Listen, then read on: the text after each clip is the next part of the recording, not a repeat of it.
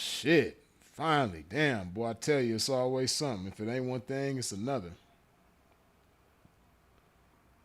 It's crazy. I was trying to start the live. The damn Wi-Fi is working on everything else except for the laptop. The Wi-Fi working on the TV. The Wi-Fi working on all my phones. But the Wi-Fi don't want to work on the laptop. But finally, I got it to work though. So yeah, man. We gonna get into this game, man. As y'all can see, a pimp didn't even do the intro or none of that shit because I had y'all waiting. Excuse my pimping. We gonna get right to this game. Y'all already know my first order of business, man. I got to hydrate my game. And your first order of business is to wipe your feet off at the door when you step into a pimp's domain. Hit that like button. Yeah. Gonna chop some good game this evening, man. Well, I tell you, it's always something coming against this game. Every day is something different. Like, god damn. I love it when I could just start the live the way I want to start it and don't have no issues, man. But it's always something.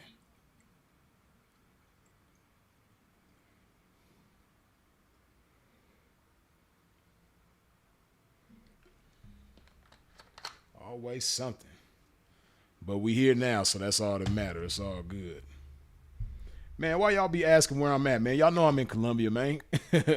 Arby, man, you been around, man. Come on, man. You know where I'm at. Cheers to the game. I'm in this Colombia still, man.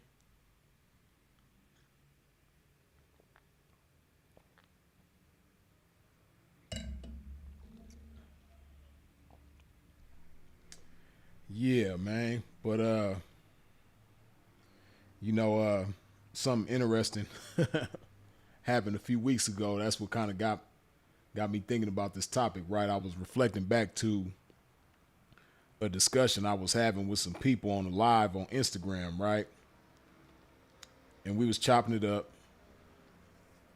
and it was a young cat on the live.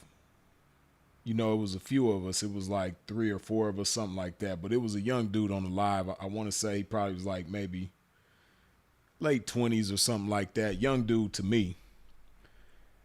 And he uh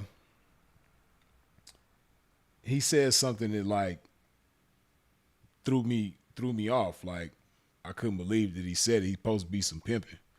But he was like, yeah, man, you know, you old dudes, man, y'all be stuck in your ways, man, and you know you gotta adjust your or you gotta adapt your game to the bitch. And I was like, adapt my game to the bitch. Like, so conversation went on, you know, there's multiple people in there talking and stuff like that. So when it was my turn to speak, I went back to that. And I'm like, you know, you said that, you know, a pimp got to be able to adjust his game to the bitch. And he was like, nah, I didn't say that. I said adjust your conversation to the bitch. I said, nah, you know, I pay close attention. I'm not high. I'm not drunk. I don't get high. I don't get drunk. My mind works perfectly well. And you said that, you know, a pimp need to be able to adapt his game to the bitch. And so, you know, he kept arguing against me that he didn't say that, but I know damn well he did. You know, I didn't just pull that out the sky. I didn't pull it out of thin air. Like it struck me when he said it. That's why I remembered. And that's why I know I didn't make a mistake.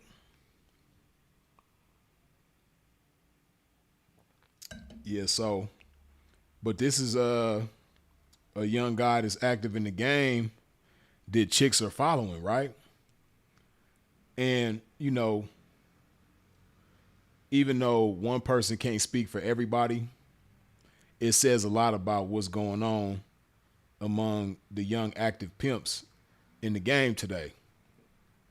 And it also says a lot about just how young men interact with young women nowadays, or not even. I can't even just say young. It's just the times that we in.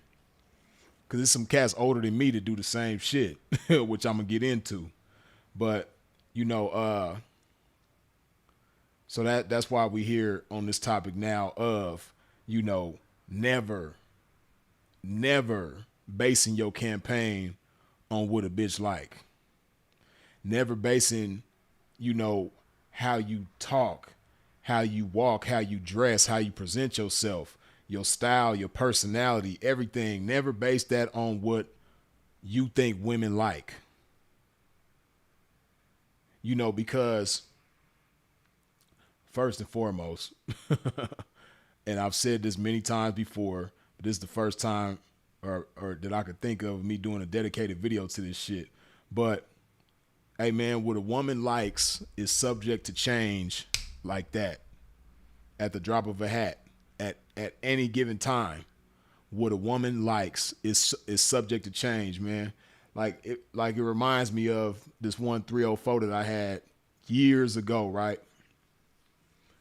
She we was riding one day and I made a joke to her, like kind of alluding to the possibility of her doing some shit with sexually with another female, right? And she was like, she's like, Daddy, please don't talk to me like that. That's disrespectful. Like, you know, you saying something about me doing something, you know, like that with a woman. That's like, I take that the same way as somebody saying that to you about you with another man. I'm like, okay.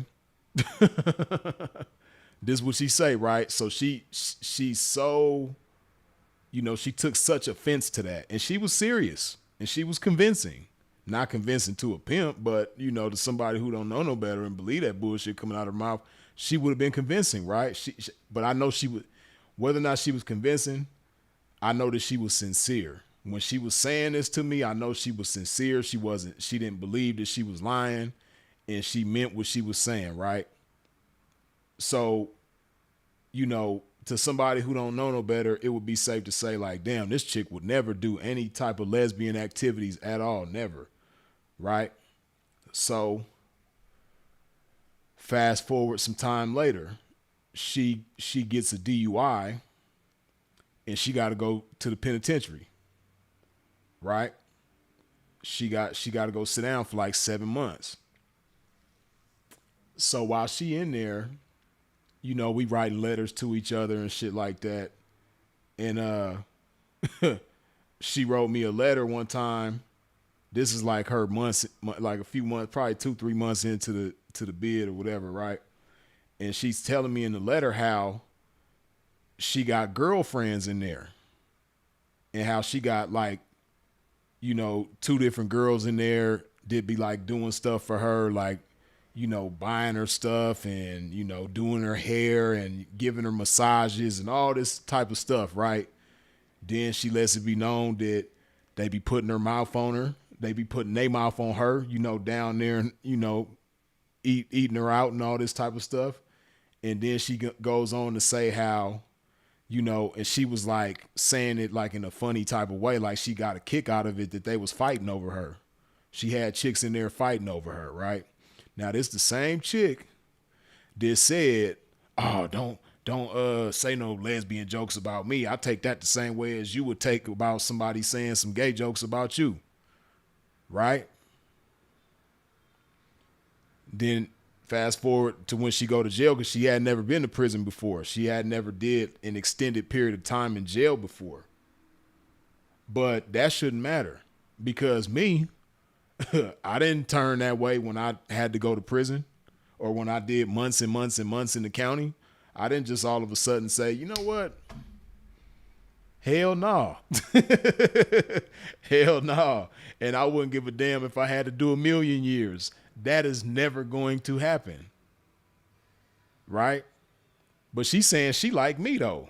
She's the same way I am when it comes to her dealing with women. She talking like it's just gonna never happen.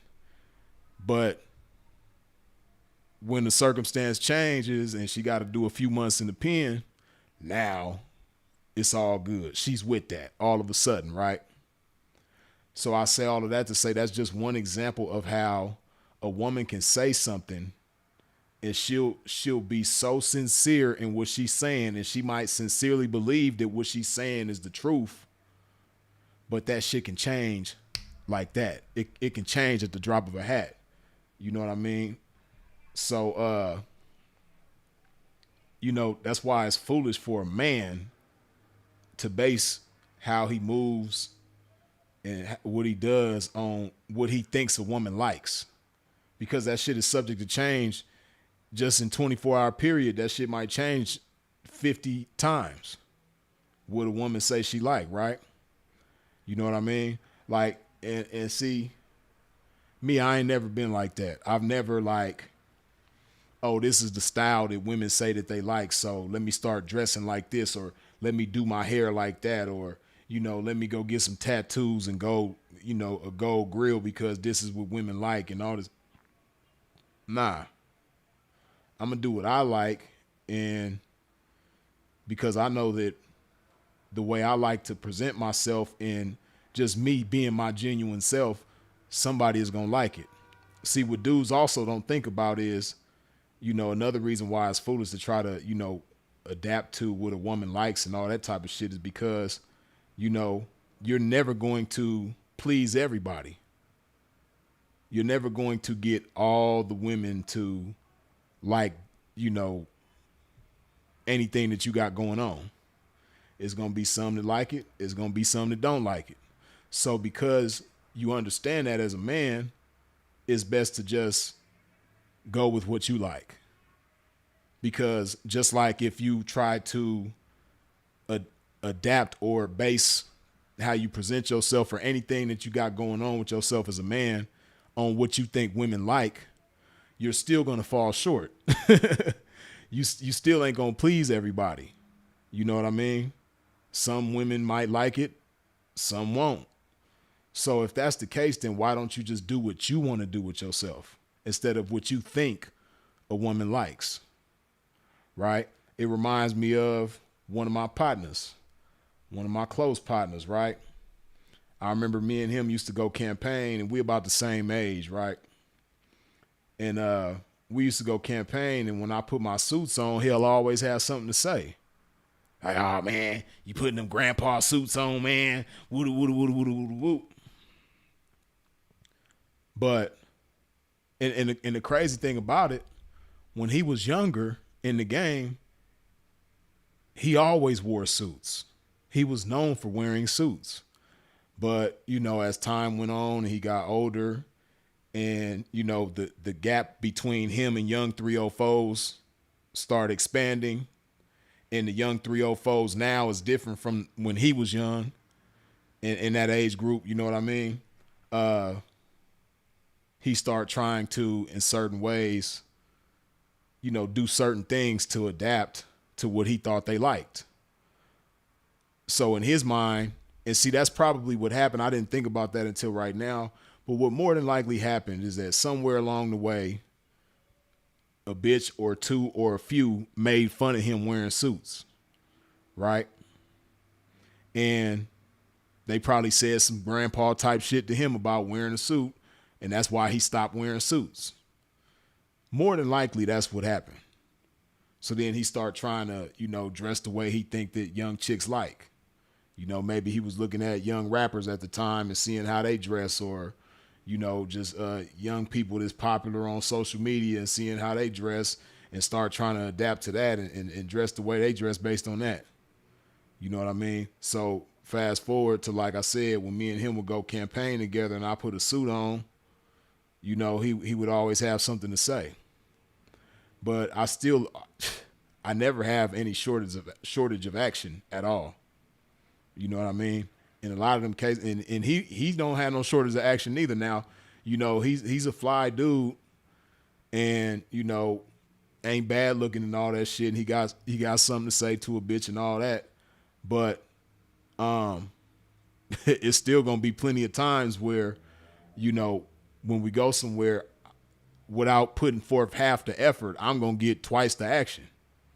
You know what I mean? Like, for real. Just me being myself.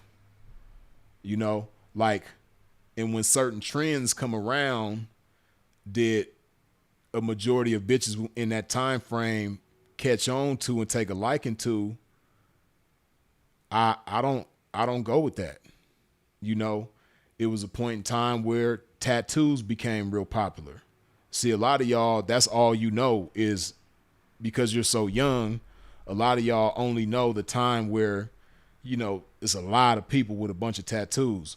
But it used to be a time where, everybody didn't just have a bunch of tattoos. Somebody might have like one or two tattoos. A lot of people like myself don't have no tattoos. And then, Tupac kind of started it, but 50 Cent amplified it.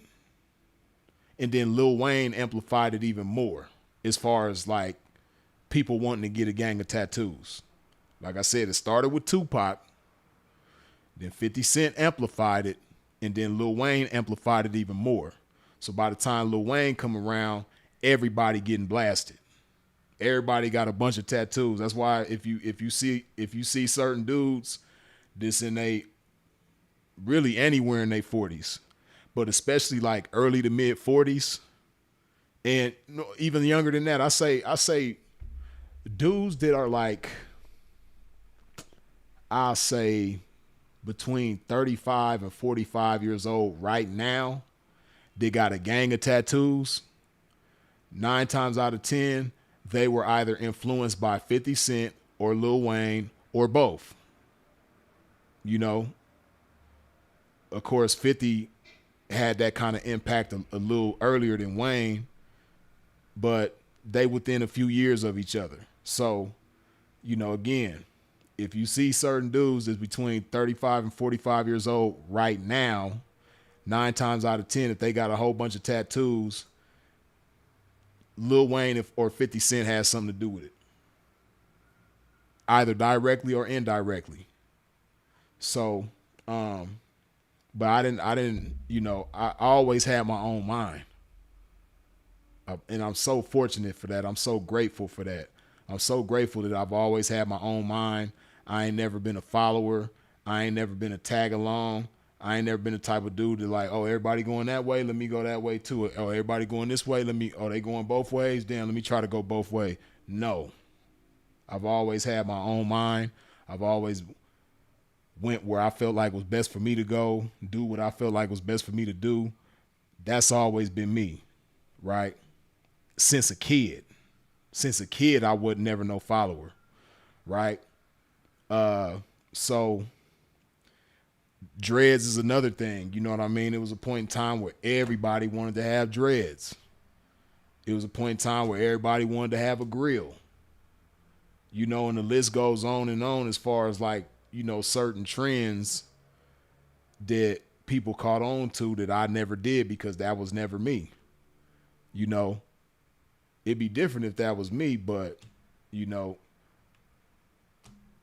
I've always been pretty much the same. I had my little period a couple of different periods in my life where I let my hair grow, had some braids, but then I always revert back to the taper fade with the waves. I've been the taper fade with the waves since the mid 90s, since like 96.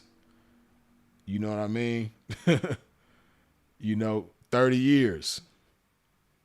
30 years I've been same shit with the exception of a handful of years of the past 30 years, same shit. Because I just like the clean cut look.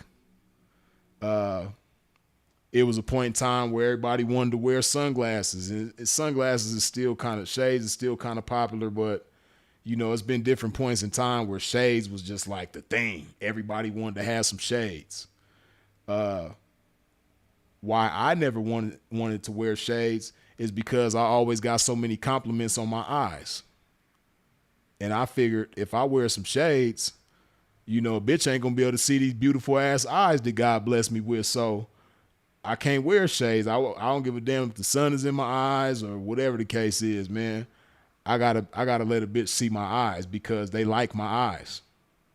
So I've just always had that kind of mind.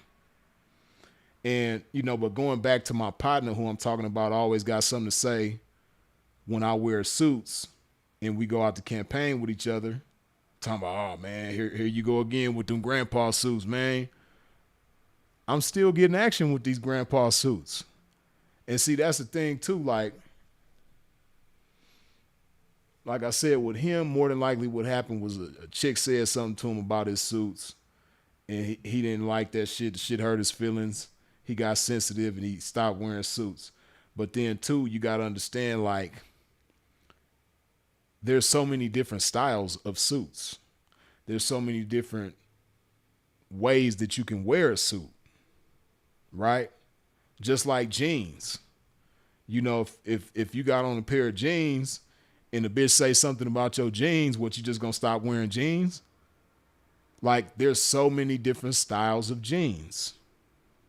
There's so many different ways that you can wear jeans. So on that same token, it's the same thing with suits. There's so many different styles of suits. There's so many different cuts. There's so many different ways that you can put shit together. Like, and it's like me, and that's the thing too. Maybe, I don't know, I find it hard to believe that he hasn't experienced the power of the suit, but I know the power of the suit, man. Like, wearing suits is a powerful ass thing. Like, it's just, especially when you wear them right. You know what I mean? Like, when you know how to dress and you know how to put that shit on, man. Hey, it's a certain type of power that come with suits, man. And another thing too, like, it's like I said, there's so many different ways that you can wear a suit. There's so many different styles, right? Like, you can wear a suit in a loud, flashy type of way. You can wear a suit in a more conservative, professional way. And you got to know the difference, and you got to know that it's a time and place for everything, right? And me,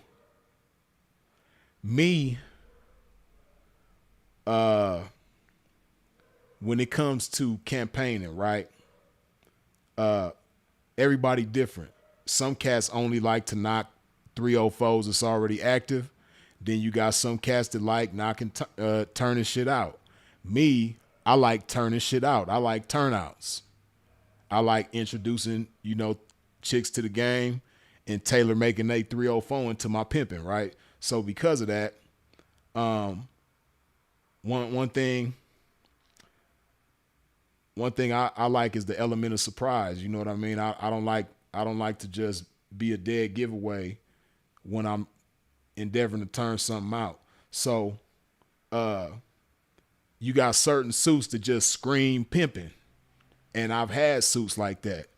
Then you got certain suits that just scream professional, clean cut, gentleman. You know what I mean? Conservative. And I've had them kind of suits too. So needless to say, when I'm going to turn something out, sometimes I will wear, the suit that scream pimping, because certain turnout bitches just like that shit. They, even though they might not identify it as pimping or know what it is, it's just fly. And they like, damn. But a lot of times, I'll wear the conservative shit, man. And, it'll intrigue a bitch. It'd have been so many times where I might be walking in the mall or something, and a chick that work at one of the stores in the mall just run up to me and be like, excuse me, what's your name? And I'll tell her my name and she'll introduce herself. This shit done happened to me so many times where a bitch just be like, I don't know who you are or what you do, but you just look important. You just look like somebody I'm supposed to know. So I figured I'd introduce myself. Man, that shit done happened to me so many. I'm talking about bad bitches too. Just imagine you just being yourself, fly, suited and booted, and a bitch just run up on you and introduce herself because you look important. So because you look important, she figures that even though she doesn't know what makes you important, but you have to be important. So I have to meet this man. You know what I mean? And the thing about that is, that same bitch that runs up to me and does that, she might have not ever even seen a guy in person in a suit that she felt that way about. She probably like dudes. And matter of fact, it's one instance that sticks out in my mind where a chick did that. She worked what's the name of that damn store? It's a store that sell jeans. Fuck, man. Uh the name of the store is on the tip of my tongue, man, but they said it's a jeans store. They still have some of them around, but like, years ago, the chain that I'm talking about was more popular. They had them like in every mall. They still got them in some malls, but they're not as popular as they was. But anyway, this chick worked in a jeans store, and I went up in the jeans store, but I had a suit on. Or no, I probably didn't have a suit on. I probably had like, because I used to do that too. I ain't really did that in a while because I ain't wore jeans in forever, but and if you go back on my Instagram or, certain videos and shit, pictures, you'll see me like with the jeans and maybe a vest and a button up, or the jeans, with a blazer or something like that. Nah, I see all the names y'all naming, man. It ain't that. See, damn, man. Sepulveda the Prince, you said Miller's Outpost, boy.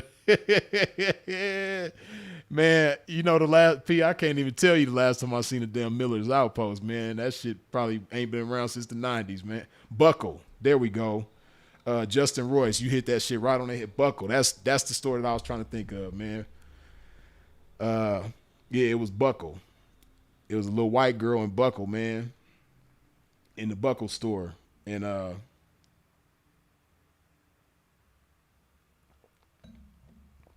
she came up to me and she was like, she introduced herself and all that. And then she said that she was like, and then she asked me too. She's like, do you work around here somewhere? Do you have a business around here or something? Or like, what do you do? And then, I gave her some type of spiel. I don't even remember what I told her, but she ended up telling me, she was like, you just look important. Like, so I figured, I'd introduce myself to you, and them is the type of chicks that you that you want to meet and turn out, because when a chick says something like that to you or to anybody, it lets you know that she has ambition and she's looking for opportunities that she can like take advantage of and grow and expand. She want to be a part of something. She want to make some shit happen. So when a chick come up to you and say some shit like that, like, you just look important. Like, I don't know what you do or what you got going on, but you just I just felt like I was like, you're somebody that I'm supposed to know. And like I said, she work in a jeans store. So most of the guys that she's, attracted to or any of that type of stuff probably wear jeans. You know what I mean? So, that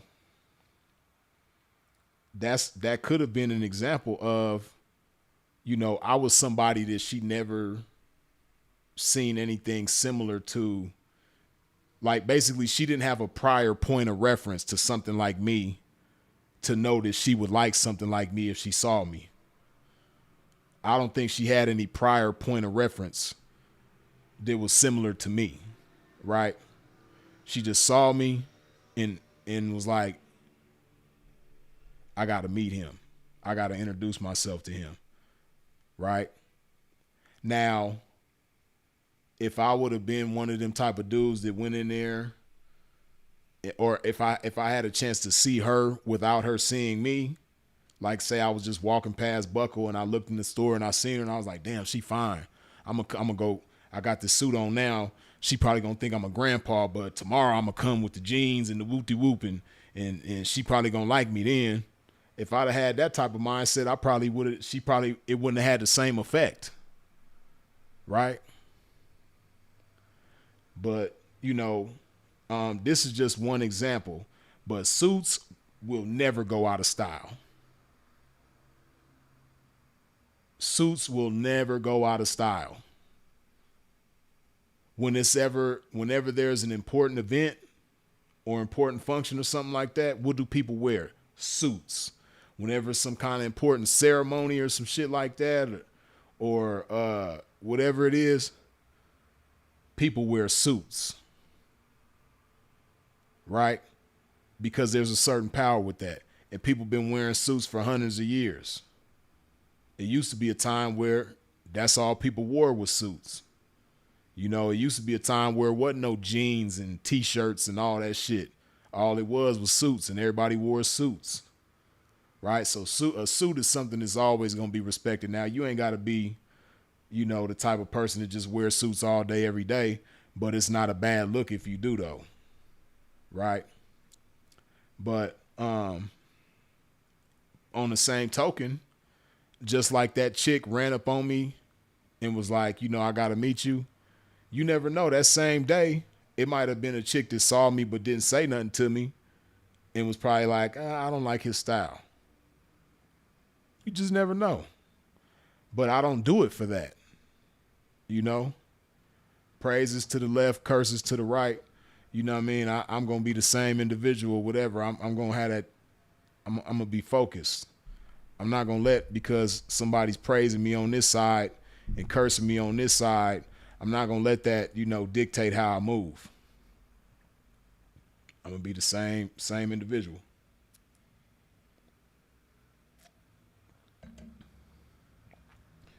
And like I said,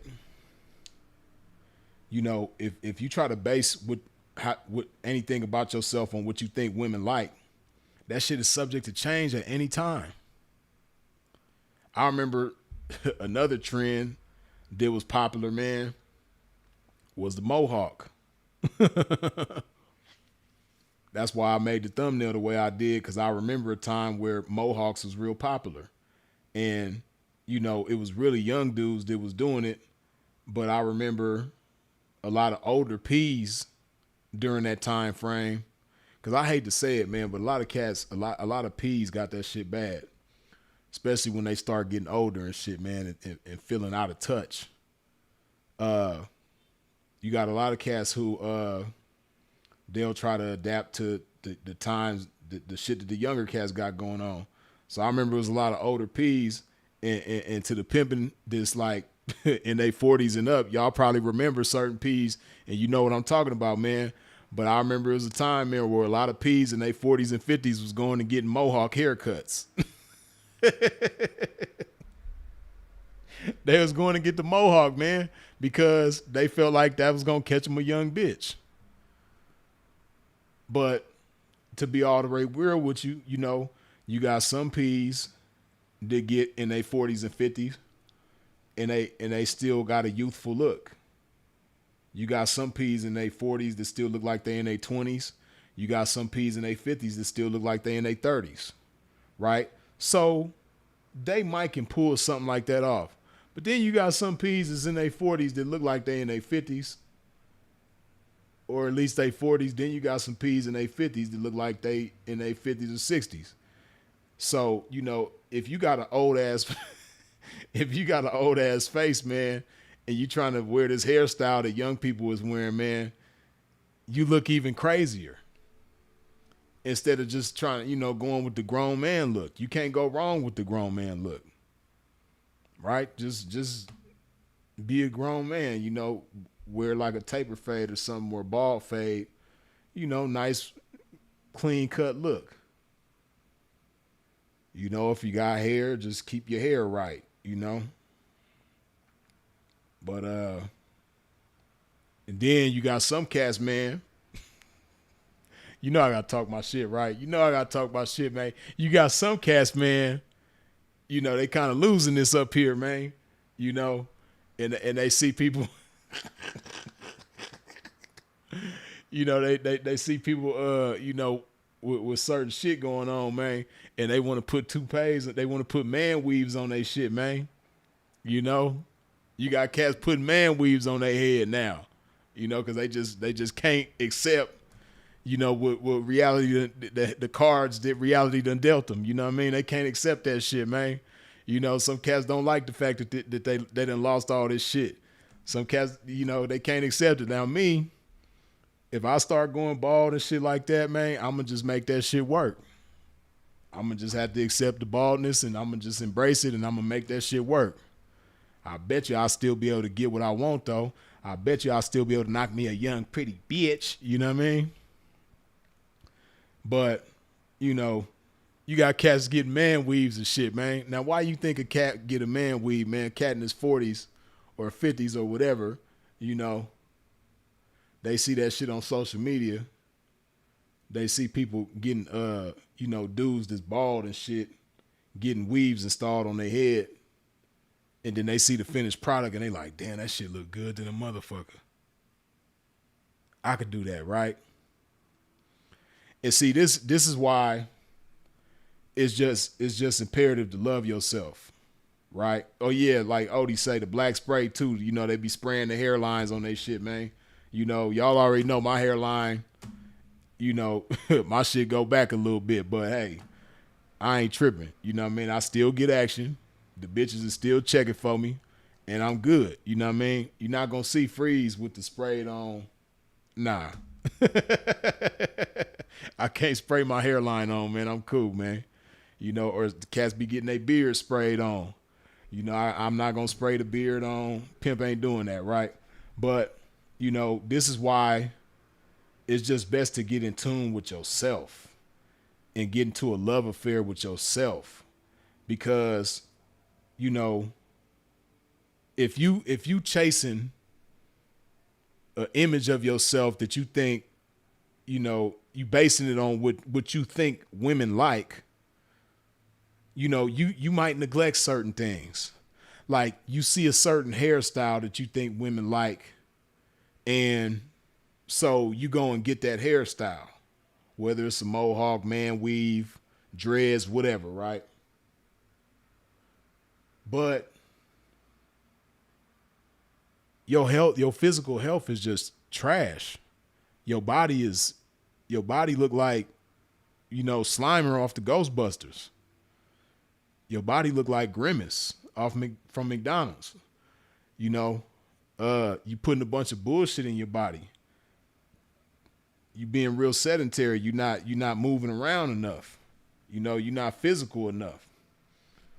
And, you know, not only are you accelerating the possibility of you going to the graveyard earlier than you should, but on top of that, you look a fool. See, that's one thing I dread, man. I dread the idea of just being, you know, like physically unpleasant. Now I've had my moments where I look better at times than others physically. You know what I mean? My body will be better at this time than it was at that time, and so on and so forth. But I never just let myself just go to the point where I just like, I just can't, you know. And then like I told y'all the story, man, some of y'all might remember a video I did years ago. I think I did a couple videos about it, but I told a story of, this was years ago, man. I had this chick, right? And I can't lie, the bitch was fine. She was fine as a motherfucker, right? Had a body out this world, all the shit, right? The bitch was gorgeous. And one thing about this bitch, she liked to eat. So because we was together all the time, I naturally start eating more. But the problem was for her, you know, she wasn't gaining weight. And if she did gain weight, it'll go to the right places. You know what I mean? The way to go to the ass, the thighs, the titties. You know what I mean? She still maintained a slim waist. Like, it wasn't hurting her. But, you know, this is before I started. That's how old this is. You know, I wasn't even working out at this time. I just was chilling. So I was gaining weight, and I was gaining weight in the wrong places. You know what I mean? My stomach started getting all sloppy and fat. My face looking all fat and shit. I ain't got no muscle form because I ain't working out. I don't look right. I don't look the way Freeze is supposed to look, right? So one day, you know, we in the bedroom and, you know, we getting busy. And I'll never forget this shit, man. I'm hitting her from the back, right? And it's a mirror off to the side. Big, you know, them closets with the closet, the doors is mirrors. We had a closet like that where the doors was mirrors. And so when you look off to the side, we could see ourselves, right? So I'm hitting her from the back. I'm looking in the mirror. I'm like, damn, this bitch fine. You know, I'm watching that ass bouncing and shit. You know what I mean? I'm like, damn. I'm looking at the mirror and I'm like, damn, you know what I mean? So one thing I noticed when I looked at the mirror, not only was I paying attention to her and focused on her, but she was paying attention to herself and focused on herself. She wasn't even looking at me. Just like I had the thought looking at her in the mirror like, damn, she fine.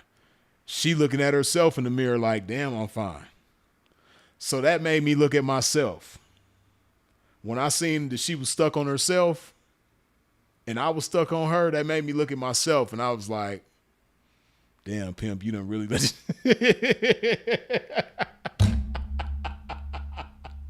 I was like, damn, pimp, you done really let yourself go, man. Because I'm used to that. I'm used to being in shape, you know what I mean? So I'm used to chicks looking at me like, when we in the bedroom, I'm used to chicks looking at me like, damn, and feeling on my body and all that type of shit, right?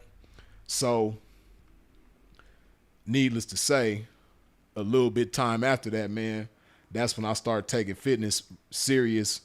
And, you know, it really was my lifestyle. It went from just a thing of, you know, a lot of cats, when they get out of jail, they be in shape. And when I got out of prison, man, I was, shit, I was in tip-top shape. I was chiseled, cut up, six-pack, all the shit. So when I got out of prison, you know what I mean, it was cool. Or, you know, it might be different spurts in time after that where I didn't go to prison, but I'll work out for a few months. My body will be cool, and I'll let it go, fall off, whatever. I'll let different shit happen in life, take me away from working out. Then I start eating too much and falling off, you know, but that shit right there was the final straw. I was like, I can't have this. You know what I mean? So guess what goes on now though? Guess what goes on nowadays in 2026, man? If Free's in the bedroom with a bitch, man, and I'm doing something, man, hey, I'm checking myself out like, damn, I look good. Just like the bitch checking me out. She look good too, you know what I mean? But I look good though, you know what I mean? I'm looking at that six pack, you know what I mean? I'm looking at my nest, I'm looking at my arms and shoulders and everything, you know what I mean? I'm in there thrashing and shit, looking good in the mirror and shit, you know what I mean? That's what I'm checking out. So, somebody said, I think you mute. The fuck? How the hell am I mute?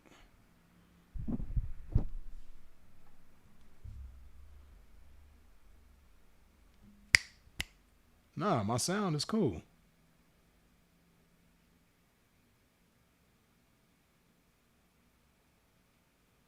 Damn, a few of y'all saying you can't hear me. Can y'all hear me now? I don't know what the fuck happened.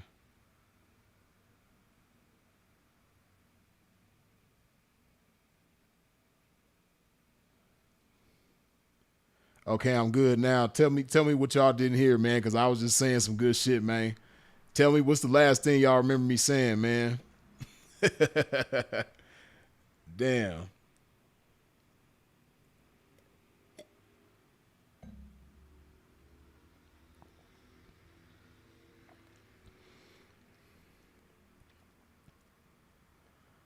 Oh, see, some people like Ali Frazier saying he heard me.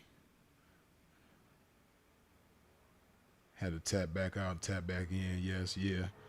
Okay, yes. I guess. Damn, I don't know what the fuck happened. Cause you know I can tell on my end, like I can see when my audio is good or when it's muted or whatever.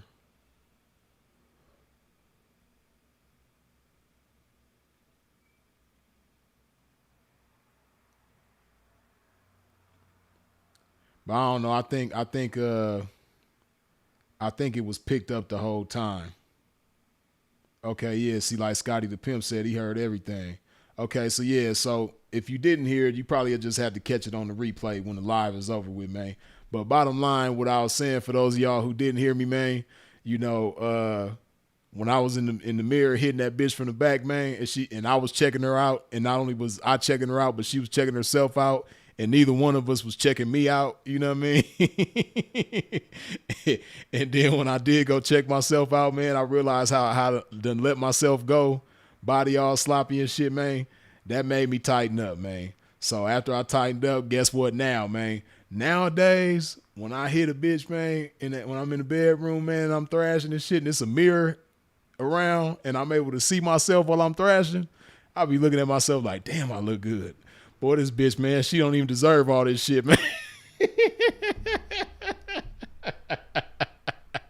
Bitch don't even deserve this sexy ass pimp, you know what I mean, hitting her right now, man. Shit, you know, I'm too sexy for the bitch. I'm too sexy for myself, man. This bitch don't even deserve all this shit. This bitch better appreciate this shit while she came, man, because, you know, shit, I look too motherfucking good right now, man. But for real, though, that's how I be, man, I'm telling you, man, I be feeling myself. I hope the bitch realize she as blessed as I realize how blessed she is. Shit.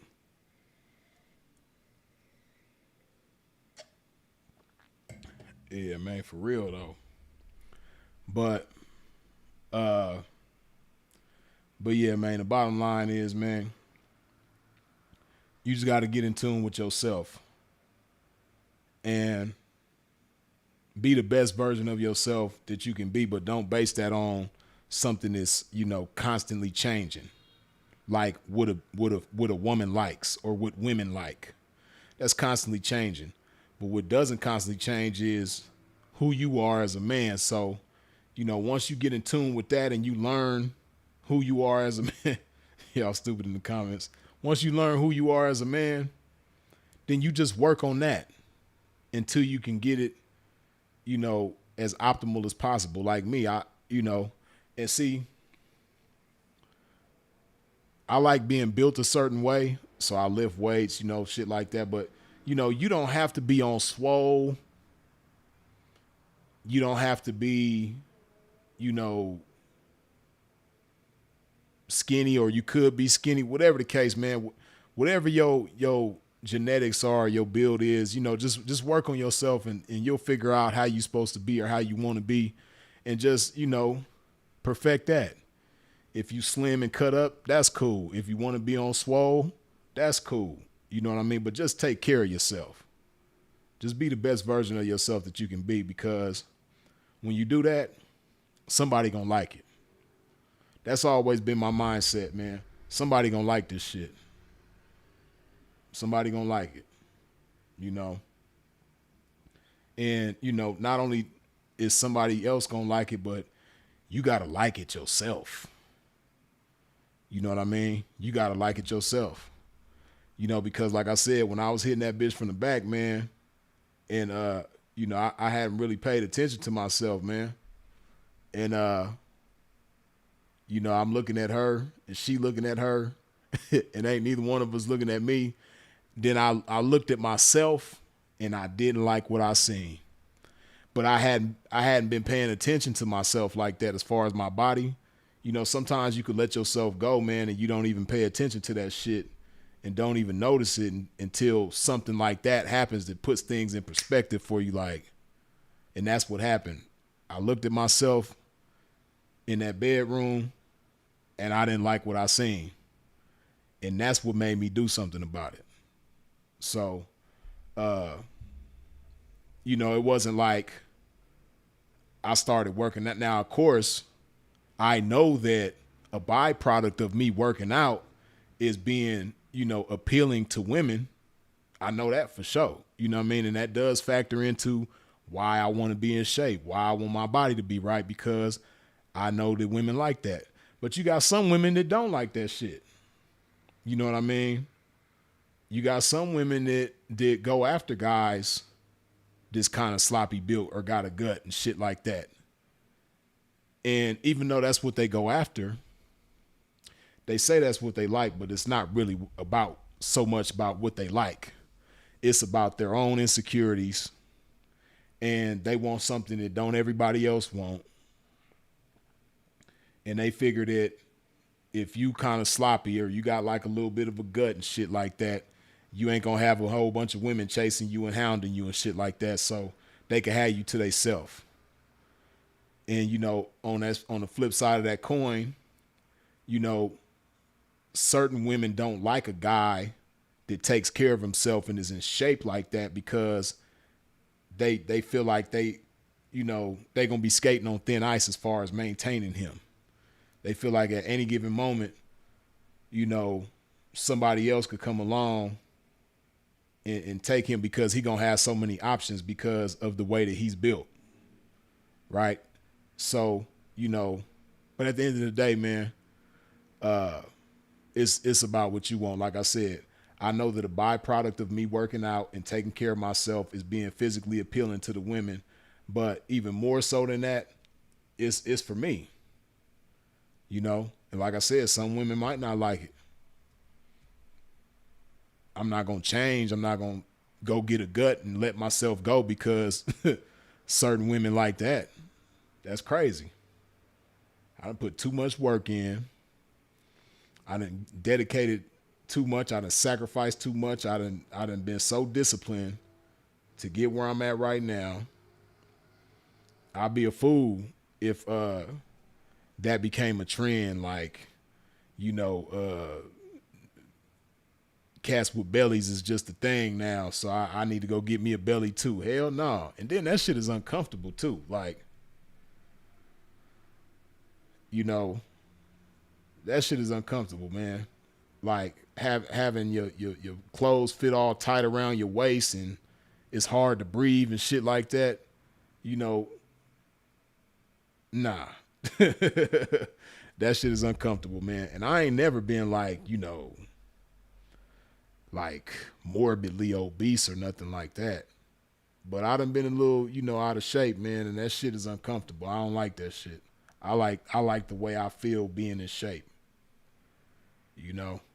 And then not just that, but like once you start to understand, different things in regards to health, once you start to understand about visceral fat and how dangerous that shit is for you, and how, a lot of people be having that visceral fat around they stomach and shit like that, and what it does to your organs and all that type of shit, man. When you start to understand that,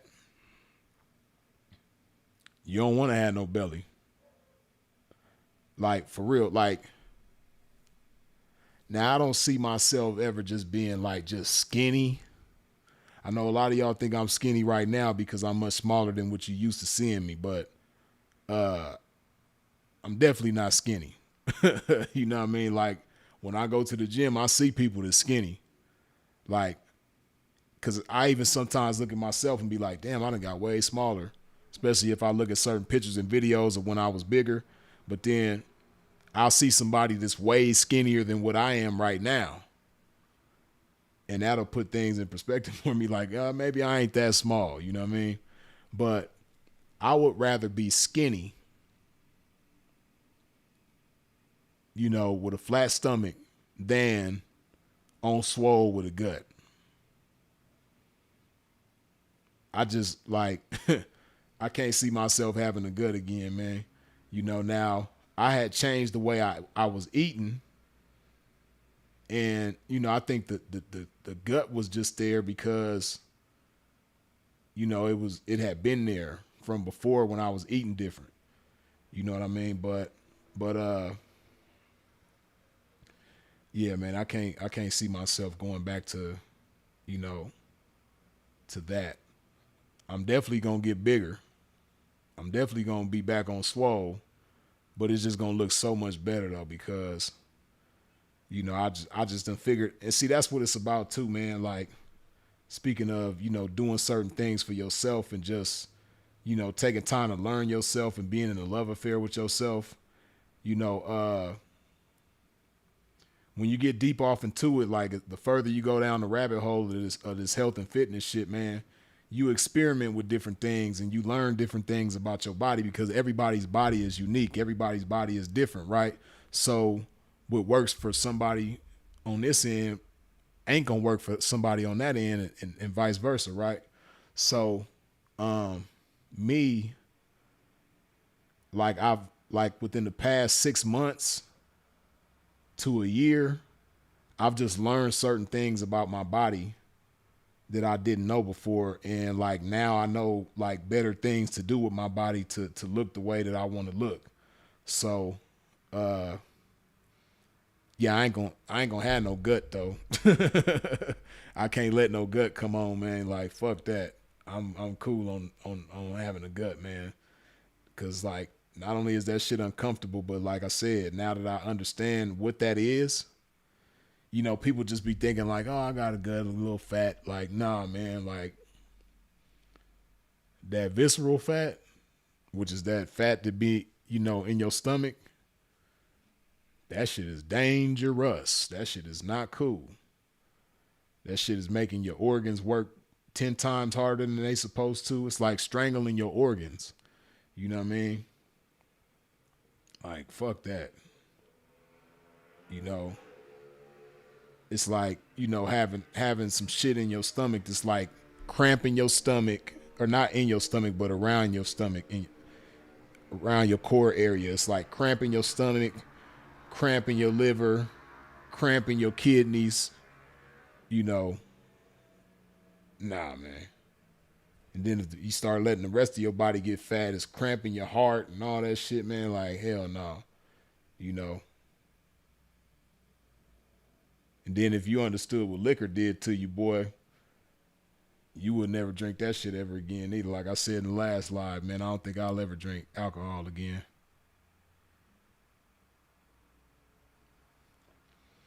And man, you mean to tell me it's 227 of y'all up in here, man, but only 161 of y'all done wiped your feet off at the door when you stepped into a pimp's domain? Come on, man. Wipe your feet off at the door when you step into a pimp's domain. Hit that like button. Shout these supers out one time. Low Joe, good looking with the $2 holler. You taking the belt? Taking the belt out on these ends tonight? You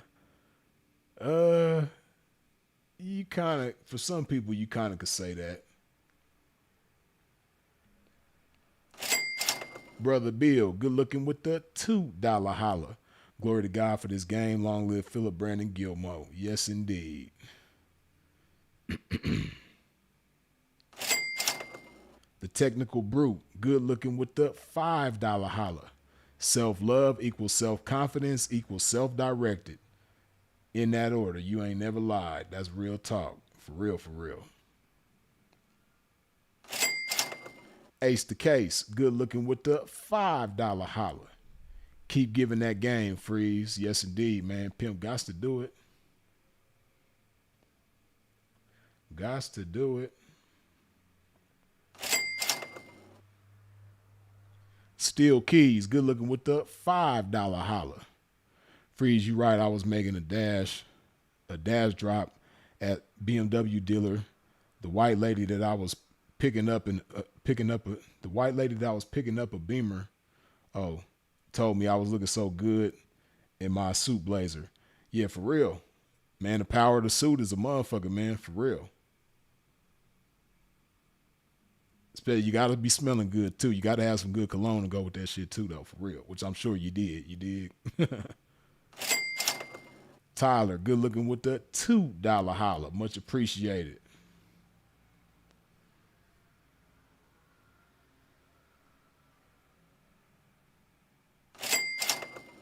RN Prolific one, good looking with the $5 holler.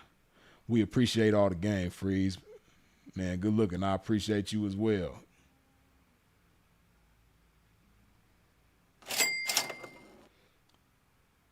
Ice.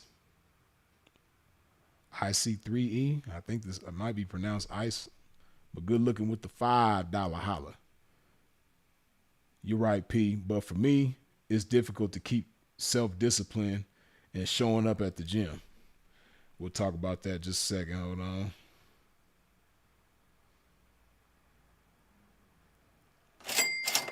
eBooks, good looking with the $2 holler. What's your advice to avoid Larry Holmes status? Okay, well let me address what Ice was talking about first, as far as it being difficult to keep self-discipline and showing up at the gym. See, you say that, right?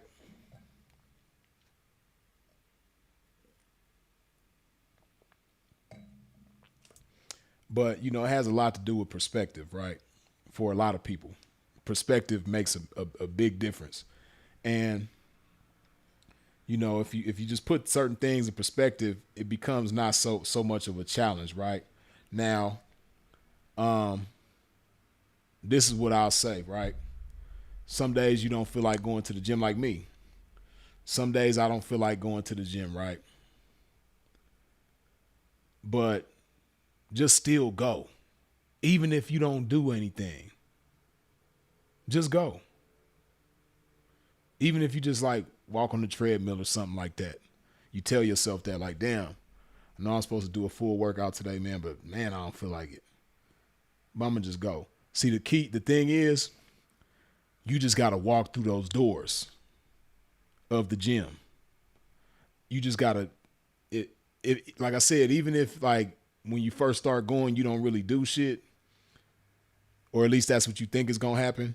Just go, just walk through the doors, because what's most likely gonna happen is you're gonna walk through them doors, and you're gonna be like, well, since I'm here, I might as well do something.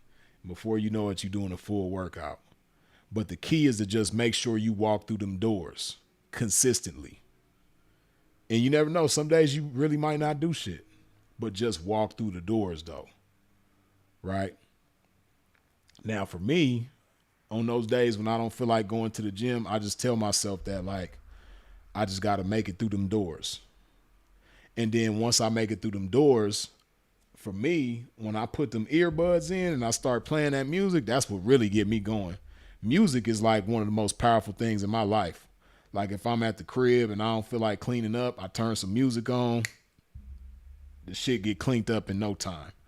I might not feel like shaving. Turn some music on, the shave get knocked out.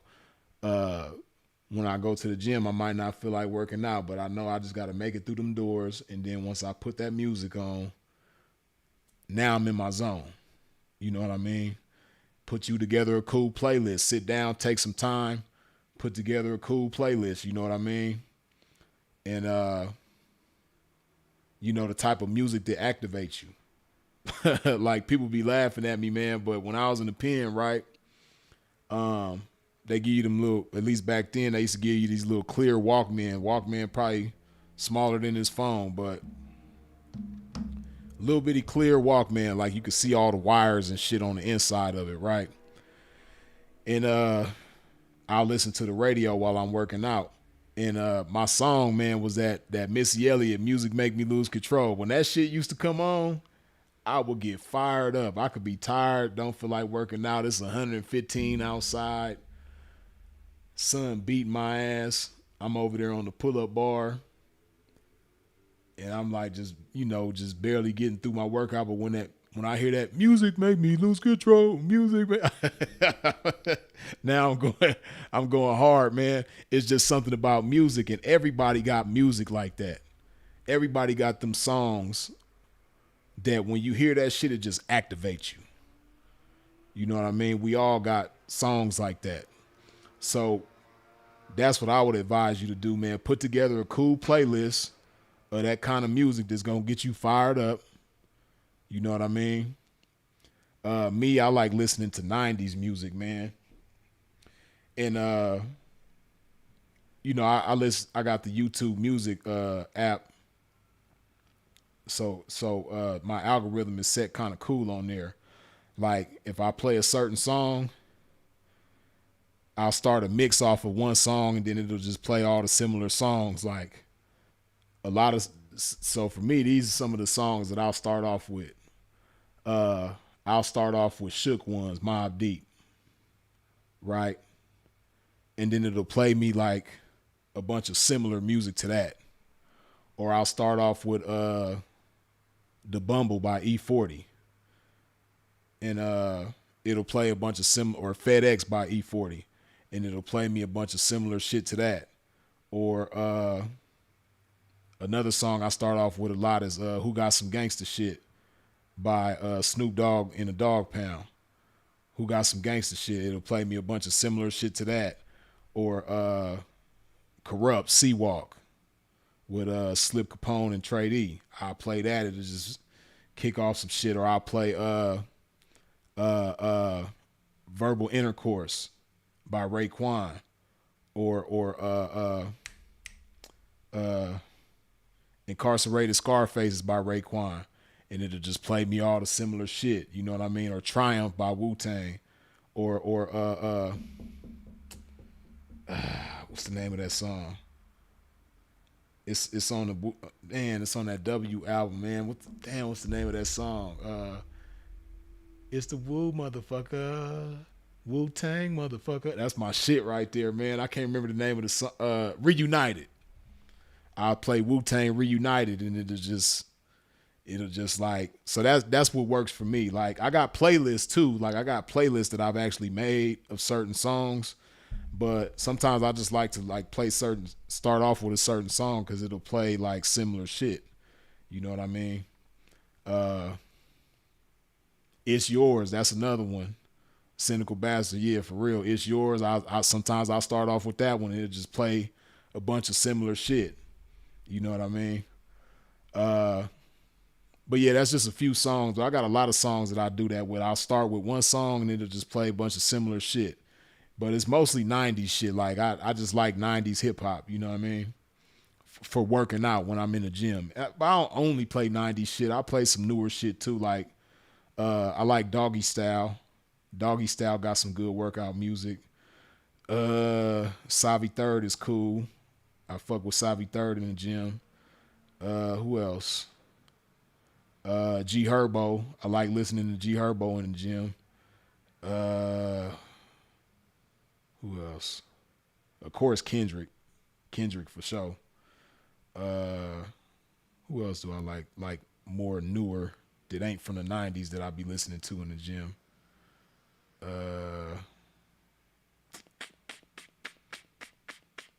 I don't know. There's so many different people that I be listening to. Oh, of course, Draco the Ruler, Nipsey Hussle. I'm listening to both of them in the gym. Who else? I don't know. But yeah, I got a lot of different. But the bottom line is, man, you know, that'll help activate you too. Oh yeah, DMX for sure. And it's funny you said what's my name. I start off with that one a lot too. You know what I mean? That DMX was my name. I'll start off with that shit and it'll just play like a bunch of similar shit.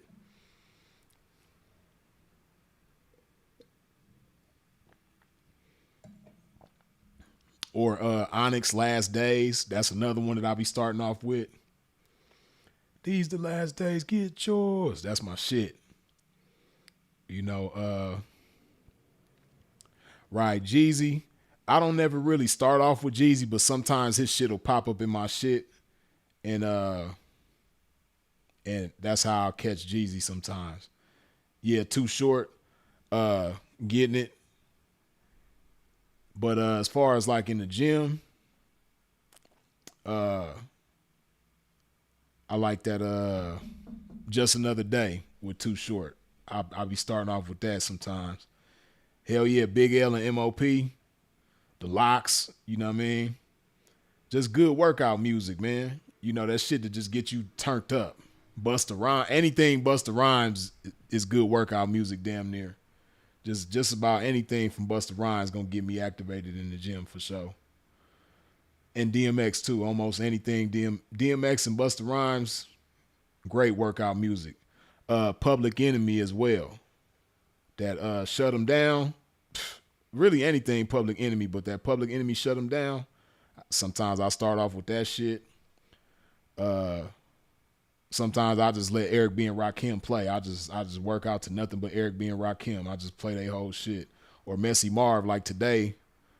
Today was a Messy Marv day. I just was playing nothing but Messy Marv. CML, I fuck with CML in the gym too. CML got good workout music. Yeah, man. But yeah, that will really help you, man. That music shit, man. For real, for real. And As far as the discipline though, see, a lot of people don't keep a vision in mind. And you know,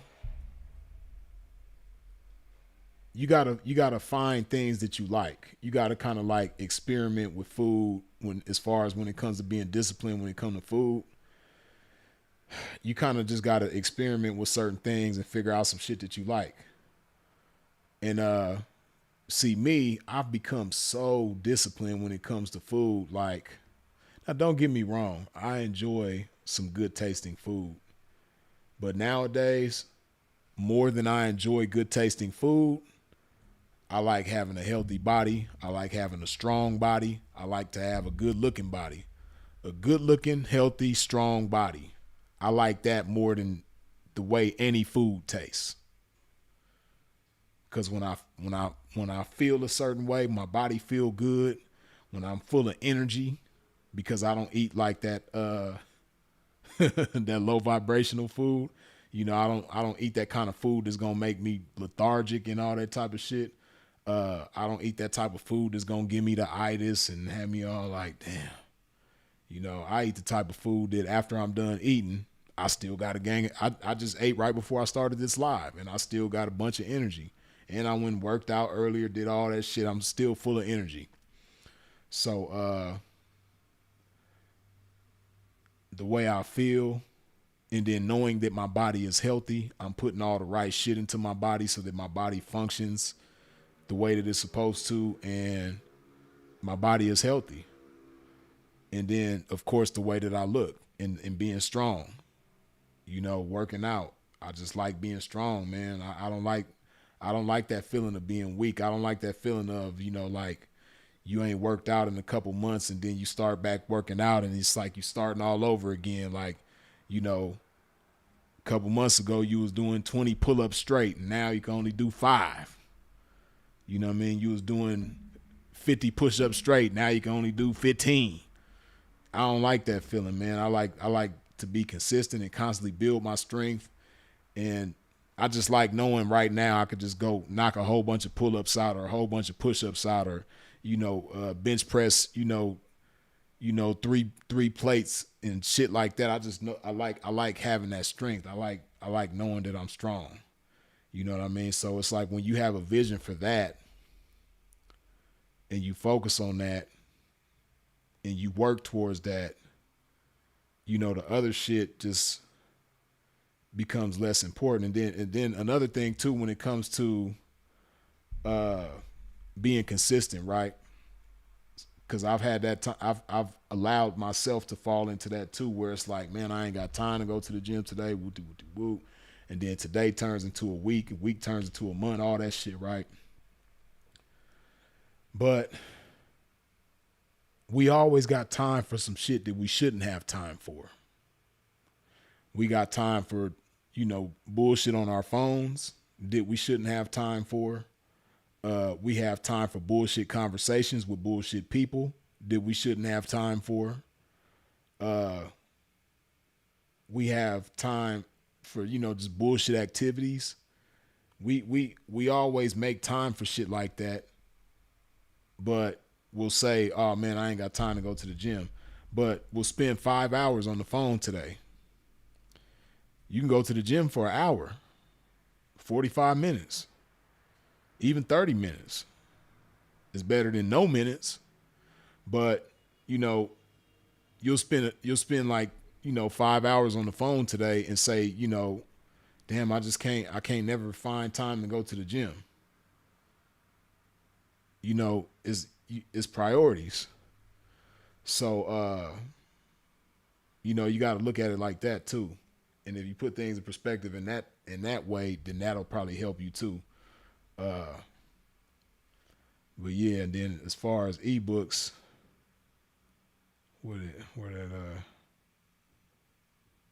oh yeah, what's your advice to avoid Larry Holmes status? Shit, man. Uh,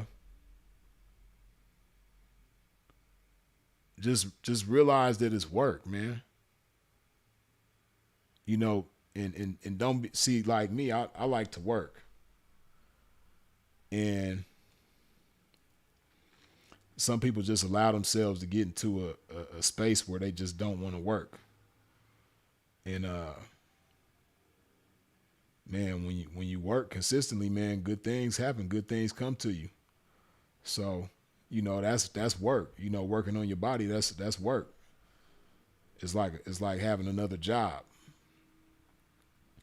And so I like working on my body because it's an investment. It's like you making deposits every day into an investment. That's how I look at it. And now my investment is paying off, you know, and I'm gonna keep appreciating the value of my investment by constantly making deposits every day, you know. And then like I said, now that I got my core, nice and flat and chiseled, and I got this six pack again, and I got this 31-inch waist and shit like that, man. The idea, because so I don't know exactly how many months. I know for sure. Put it like this: a year ago, right now, I had a 38-inch waist. A year ago, right now, maybe even a 39-inch waist at a time. My waist was like 38, 39 inches. And for me, that shit was uncomfortable. I did not like that. Of course, people probably didn't notice or care or pay attention because I was on swole. You know what I mean? I'm big up here too and all this shit. But I got a 38-inch waist though. And I didn't like that shit. So now that I done got down to a 31, man, I can't see myself again with no 38-inch waist, man. I don't give a damn what's going on. 38-inch waist, hell no.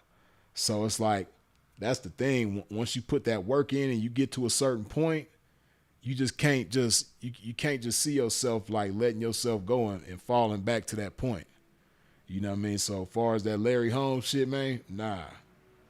Hell no. Being all sloppy and then like that, that's another thing too. I don't like my body being all mushy and soft and all that. I like being firm, man. You know? So yeah, man, that's what works for me. You did.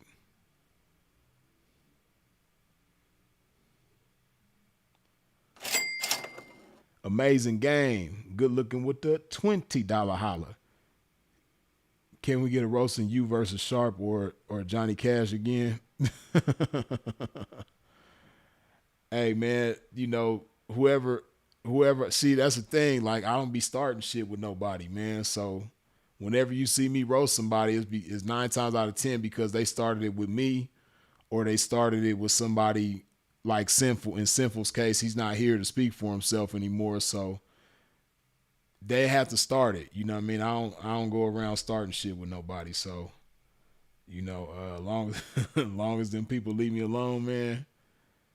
And then Sharp, I ain't got no problem with Sharp. Sharp is all right in my book. But Johnny, the only time I ever talk about him is when he starts something, he say something about me. But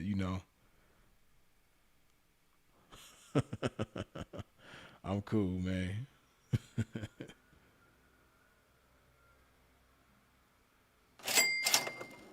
Ice, good looking again with the $5 holler. Thanks for the game, Pete. Making my active playlist right now. I'm gonna start showing up. Yeah, man, and I'm telling you, just that music alone make a major difference, man. When you, and then like, it might even be a time that you like you don't make it to the gym.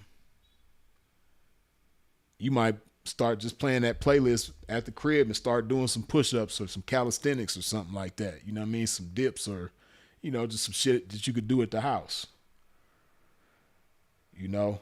Another thing that's helpful too is to just have some dumbbells on deck, man. Have like I say some 30s or 35s. Because 30s, yeah, like some 30-pound dumbbells because 30s ain't too heavy, but they not too light. And it's a lot of shit you can do with 30-pound dumbbells. Really even some 20-pound dumbbells to be real with you. Like Some 20-pound dumbbells, you could do a lot of shit with just some 20-pound dumb. It's so many different workouts. You could work just about every body part with them dumbbells, man. Like, just have some dumbbells at the crib, man. So like on them days that you might not feel like going to the gym, just do this. Just start, put your headphones on or something and just start playing your playlist. Once you got that playlist made, you like, damn, I feel like going to the gym, man. Put that playlist on.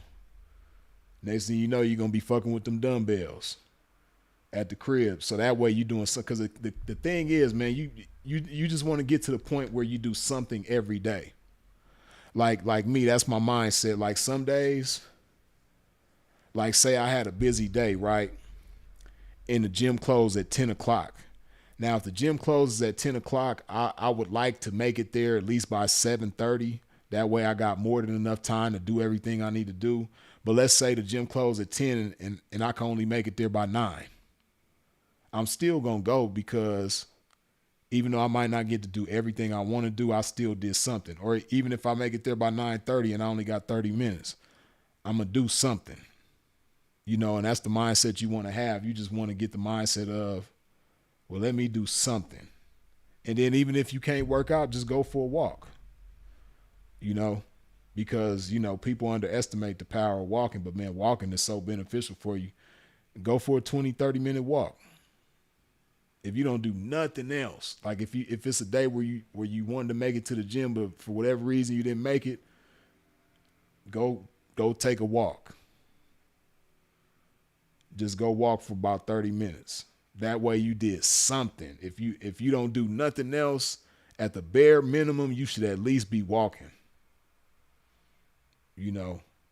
I say throughout the entire day, you should get at least 8,000 steps in.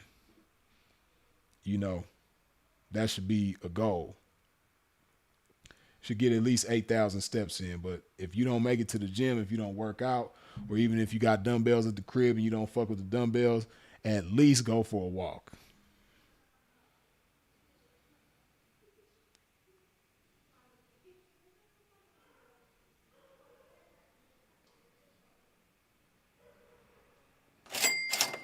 Icebergs, good looking with the 10, what was that, euros? The 10 euro holla, you dig? I watched a video of Sinful, speaking of a legendary pimp called Joe Cato. Do you know anything about him and what made him so successful in the game? Yeah, man, Joe Cato is a legend, man. He's from back in the, his prime time was in the 70s and I believe like even some of the 80s, like early 80s. But yeah, Joe Cato was a legendary guy, man. And Joe Cato was a pimp's pimp. His daughter, sometimes she's in the chat. I don't know if she's here now, but sometimes his daughter is in here too. But yeah, Joe Cato, he was a pimp's pimp. He kept people motivated and inspired. He looked out for a lot of guys, and it's just a lot of amazing stories about Joe Cato, man.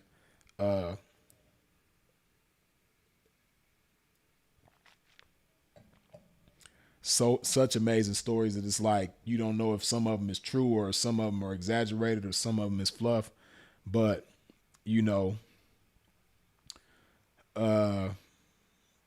saw the video of Sinful talking about him, so you might have seen or heard Sinful speak how Joe Cato was known to have like 2 mansions right next to each other or across the street from each other, something like that.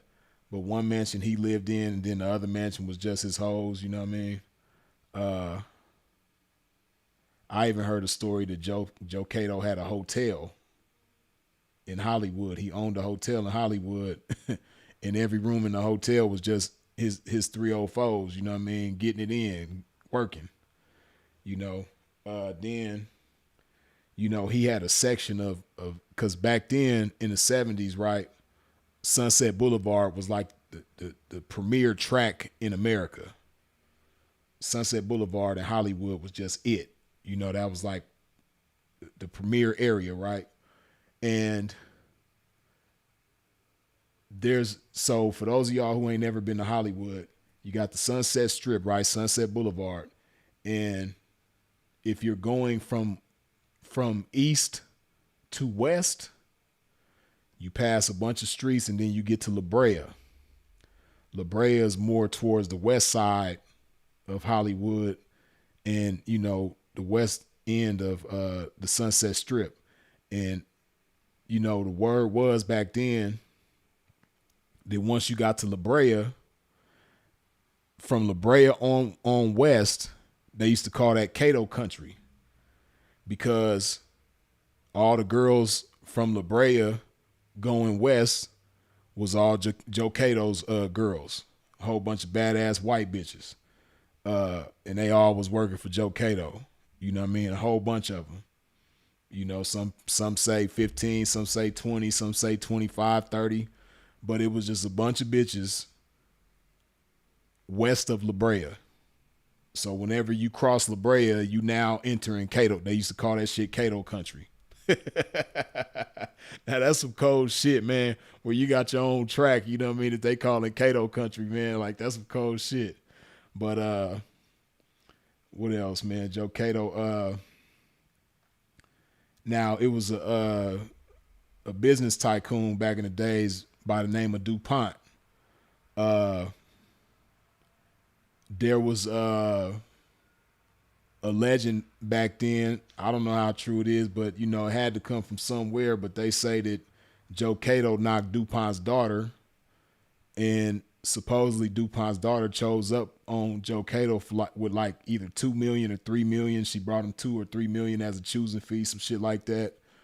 I heard that he knocked a news reporter one time. I forget her name, but he supposedly had knocked a news reporter and had her down. Joe Cato is just like, it's so many amazing stories with Joe Cato, man. Like, yeah, man, Joe Cato was that guy. He's definitely, now he's not somebody that like a Bishop Magic Don Juan that's been all over media and TV and all that type of shit, or like a Kenny Red, or he's not like any of them type of guys.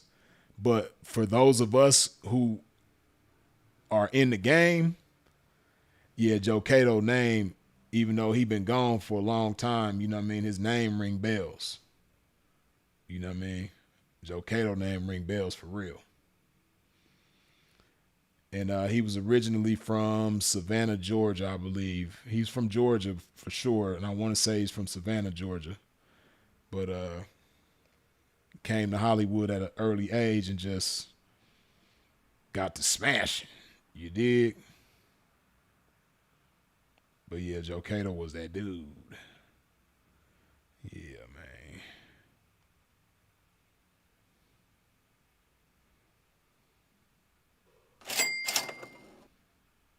Amazing game. Good looking again with the $20 holla. 8410 Dante. Long live Sinful to Pete. Thank you for this amazing game, Freeze, for sure. Yeah. 8410 Dante, yep. That's bro's address. On that south side, you dig. Chi-Town.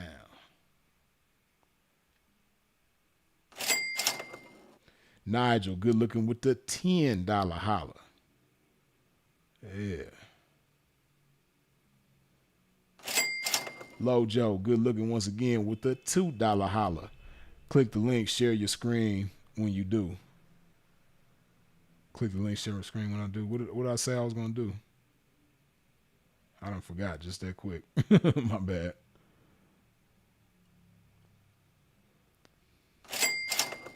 Scotty the Pimp, good looking with the $2 holla. Blessings, Pete. 100 burpees a day and eat good. Hold on. And eat good, easy money. For sure. Yeah, 100 burpees a day and eating good, that's going to have you right.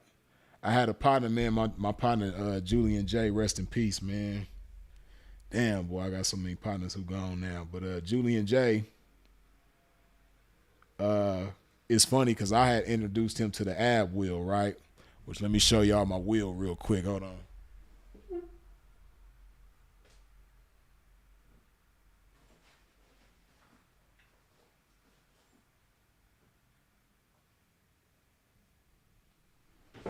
Y'all know me with this wheel, man. Yeah, this is my wheel right here. This the only thing I do for abs. And this gonna have your abs right? But I remember Julian J. You know, Julian J, he was about the same height as me, like 5'10", slim and cut up. And up until I introduced Julian J to this, he used to do like sit-ups, crunches, leg lifts, shit like that. But I introduced him to the wheel, and I had showed him a picture of when I got out of prison, because that's where I got introduced to this, was in prison. That's where I discovered the wheel, and I did the wheel in prison, and that shit had my had my abs to perfection. So that's where I became a believer in this wheel. And so when I met Julian J, by that time I wasn't even working out. You know what I mean? I wasn't like sloppy or nothing, but I wasn't like super in shape. But I had told Julian about the wheel. I was like, yeah, that picture you seen, you know what I mean? That's from this wheel, you know what I mean? That's what had me looking like that. So Julian adopted the wheel. And man, Julian, next thing you know, man, Julian, I mean, he already had a six-pack, but when he got on the wheel, six-pack was just off the chain. And Julian used to go crazy on the push-ups too. But he didn't used to do like no hell of a full workout. And Julian was, one of these days I'll pull up some pictures. I could probably find some pictures of him. But and then Julian was dark skinned. He was Haitian. So Julian was dark skinned, right? And see, like I say all the time, man, if you a dark skinned nigga, man, and you not in shape, you need your ass beat. Because dark skinned niggas, like, don't nothing beat a dark skinned, in shape nigga. Nothing. You know what I mean? I don't give a damn if a motherfucker look like Arnold Schwarzenegger or whatever. If they ain't dark skinned, they can't fuck with you. Like even me. You know what I mean? Like if you give somebody my same body that's dark skinned, they gonna look better than me. It's just a fact. Ain't nothing I can do. I was born light skinned. Hey, ain't nothing I can do about that. You know, I just gotta work with what I got. You know what I mean? But if you dark skinned, don't nothing look better than a dark skinned nigga on swole or cut up or whatever, right? So Julian, he was just cut up. He was, like I said, he about the same height as me. Julian was probably about like 170, but just chiseled though. But the only thing he used to do was the ab wheel, push-ups, and he'll run for like, he'll go run like 4 or 5 miles every day. So that's all Julian used to do. The ab wheel, push-ups, and he would run every day. And, you know, was right. Like when you look at him, you would think that he did more than that, you know, but then he had good genetics too. But when you look, cause like when I first met him and I looked at him, I would just assume that he just did a full body workout. But he was like, nah, bro, all I do is push-ups, abs, and run. That's all he did. So, yeah, as far as like just doing, you know, 100 burpees and eating good, yeah, just that alone had you right for sure. The gangster lifestyle, good looking with the $5 holler. Freeze, when I was in Medi, I was about a mile from the Smart Fit on Calle 10. I'd walk there, do my workout, then walk up Calle 10 past Provenza. And see, I know where I know that Smart Fit that you're talking about, and to walk from there past Provenza, that's a nice little walk. Yeah, but and see, that's why I like being in Colombia, man, because you just gonna walk, you know, because it don't make no sense to get a car. Now, I know some people probably when they go to different countries and shit like that, for people who haven't been to Colombia, you know, you probably might go to certain countries and get a rental car and shit like that. But in Colombia, you don't need to get no rental car. And it don't make sense because, you know, you're going to spend so much more money as opposed to just, catching the Uber or the train or the bus wherever you need to go. Like when I'm in Medellin, I catch the Uber, the taxi, or the train. I ain't never really caught the buses like around town. Now going to a different city, like coming to the city that I'm in now, because they don't have an airport here. So I caught the bus here. It's like a 6-hour bus ride, or like about 5.5 hours, something like that. I caught the bus here. But as far as around Medellin, Uber, they got an app called intrigue. So I either do Uber, intrigue, the taxi, or the train. That's it. You don't need no car. But other than that, you're going to walk a lot. Like when I was in Medellin, I was walking just in Colombia, period, even where I'm at right now. I just walk a lot. So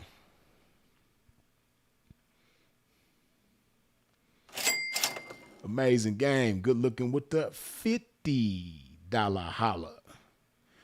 If you had a chance and the opportunity, which do you have?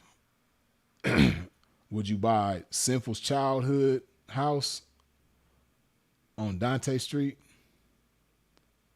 If he had a chance and basically you asking if I would buy his childhood house. You know what? I would, but I ain't gonna tell nobody why. Because I got an idea and I've only shared this idea with one person. But I would buy that house, and there's something that I would do with that house that I ain't gonna share with nobody. I've only shared it with one person as far as the idea. And the idea that I shared with this person has to do with Sinful, but not necessarily that house, but it could have to do with that house. So yeah, I would buy that house. I would. For sure.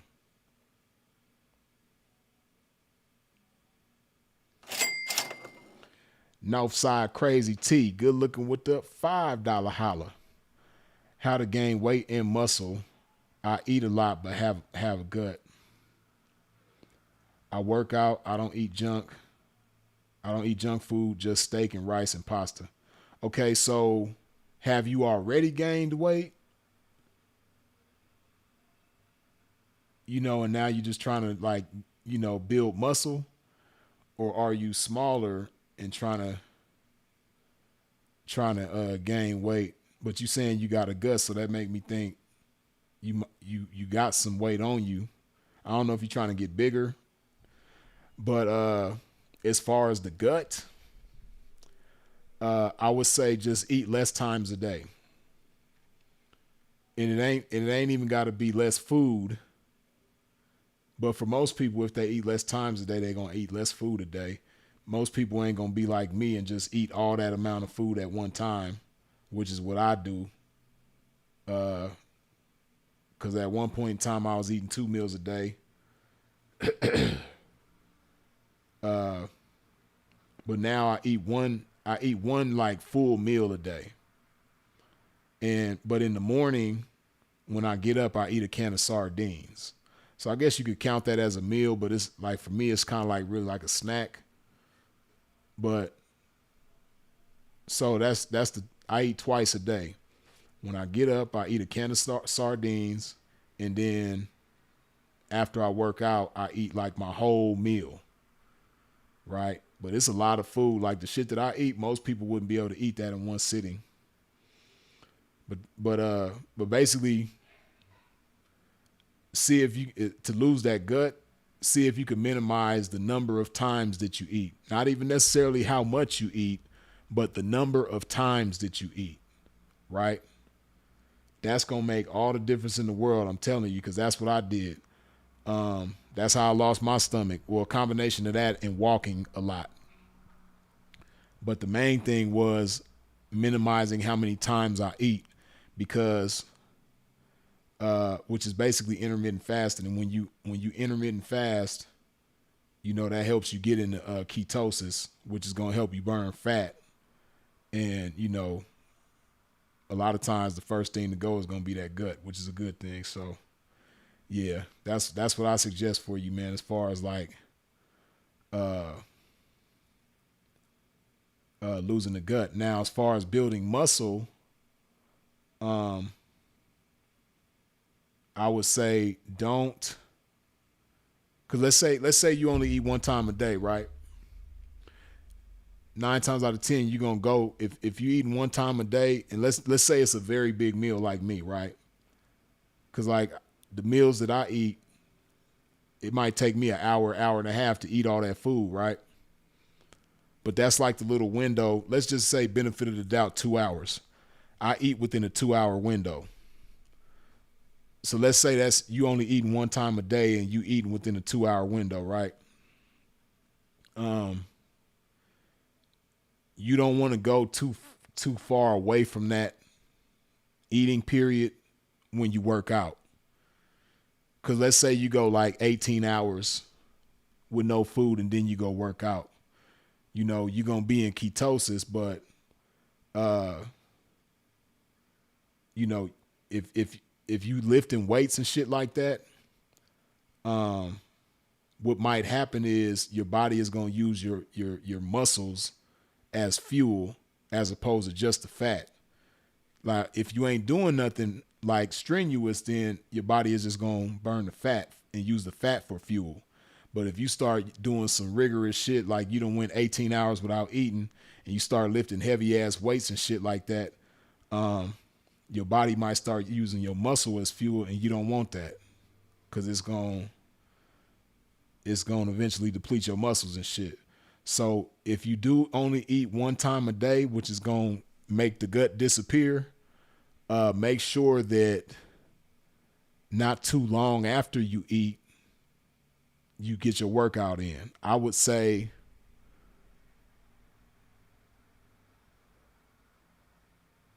6 hours. Like if you eat one time in a day, try to make your workout within 6 hours of the time that you eat. So like if you eat at, let's say you eat at like 12 o'clock in the afternoon, don't like make sure that you work out before 6 o'clock. That's what I would suggest. So what'd you say? My gut is the last to go. I lose my legs first.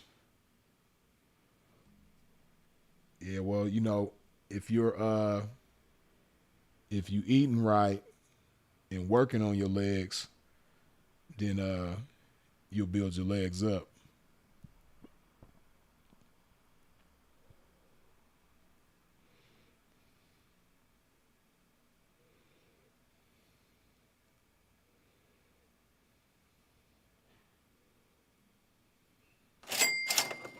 Northside Crazy T, good looking again with the $5 holla.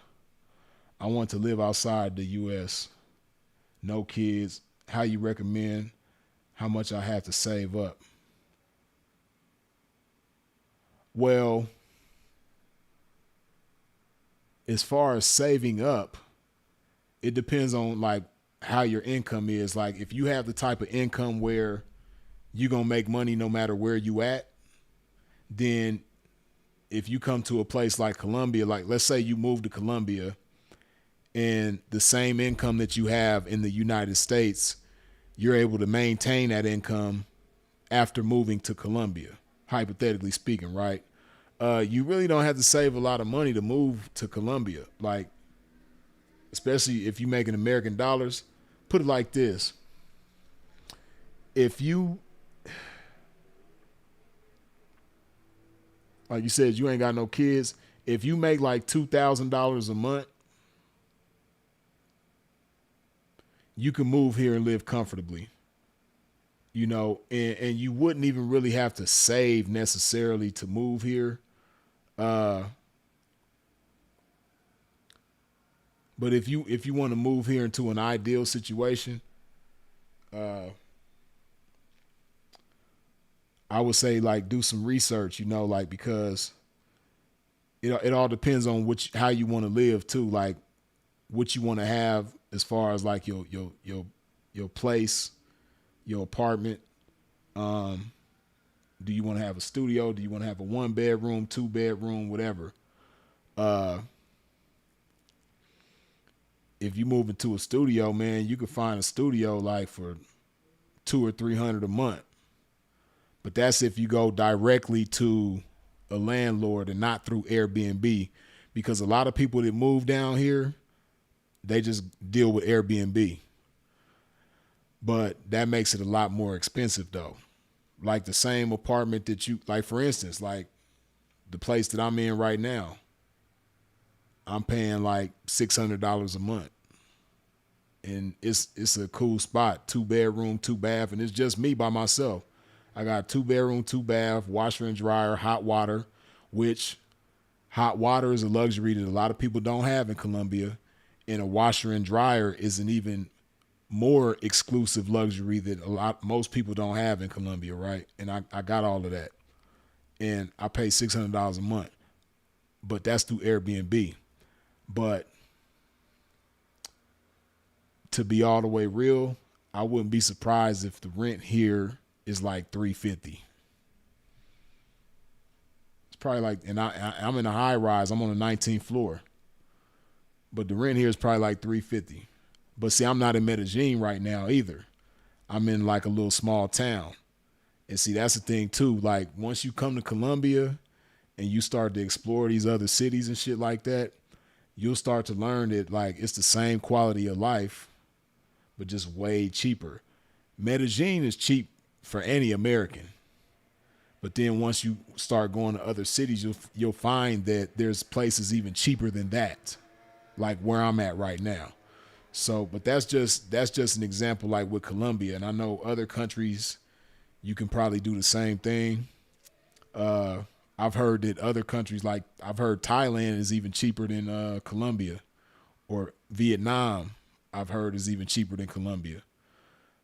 So it just depends on where you want to go. But I would say like, wherever you're thinking about going, do some research.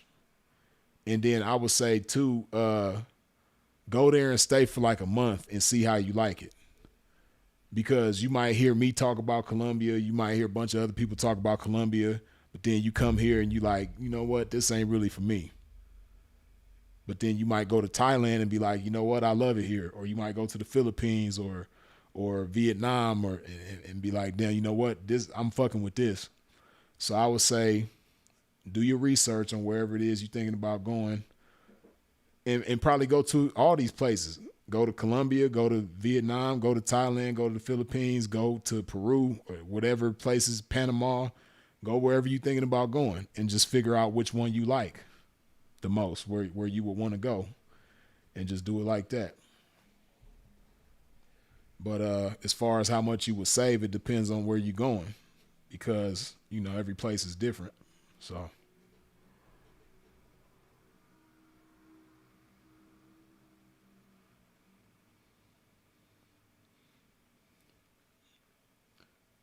Google me says you out there taking salsa lessons. Nah, you know what? I'm bullshitting though, man. I really should take some salsa lessons, but if I was to do that, I would go to Cali, because Cali is the salsa capital of they say the salsa capital of the world, but it's definitely the salsa capital of Colombia. So if I was to take some salsa lessons, I would want to go do that in Cali, which the town that I'm in right now, I think I'm like 3.5 hours from Cali, I believe. If I was to take the bus there, which coming from here, I wouldn't have to. It's a city just like 45 minutes from here that has an airport, so I could do that. I could catch the bus there and then catch a flight from there to Cali. I could go that route. But whatever the case, if I was to take some salsa lessons, I want to go to Cali for that.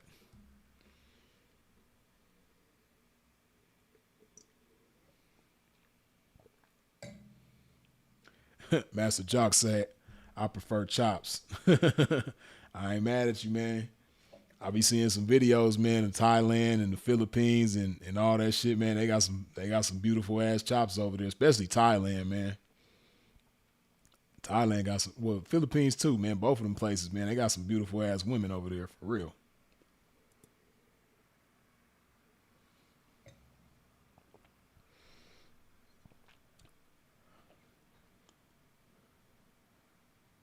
Right, like Warrior Clan says exactly. Cali is the salsa capital.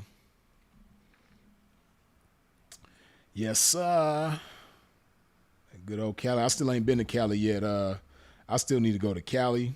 It's so many different places to go. I just came where I'm at because I don't know a lot of people that have been here, and that's what I like to do. I like to go places where everybody ain't been, and where I'm at right now, I like it because it's a little small town and it's real slow. It ain't shit to do here, but I actually like that though. I mean, I ain't gonna say it ain't shit to do here. It just ain't nearly as much to do here as it is in Medellin, and I like that. I like because it's just it kind of prompts me to focus more on certain things that I need to focus on. So less distractions, put it that way. It's a lot less distractions where I'm at right now. So I like it here.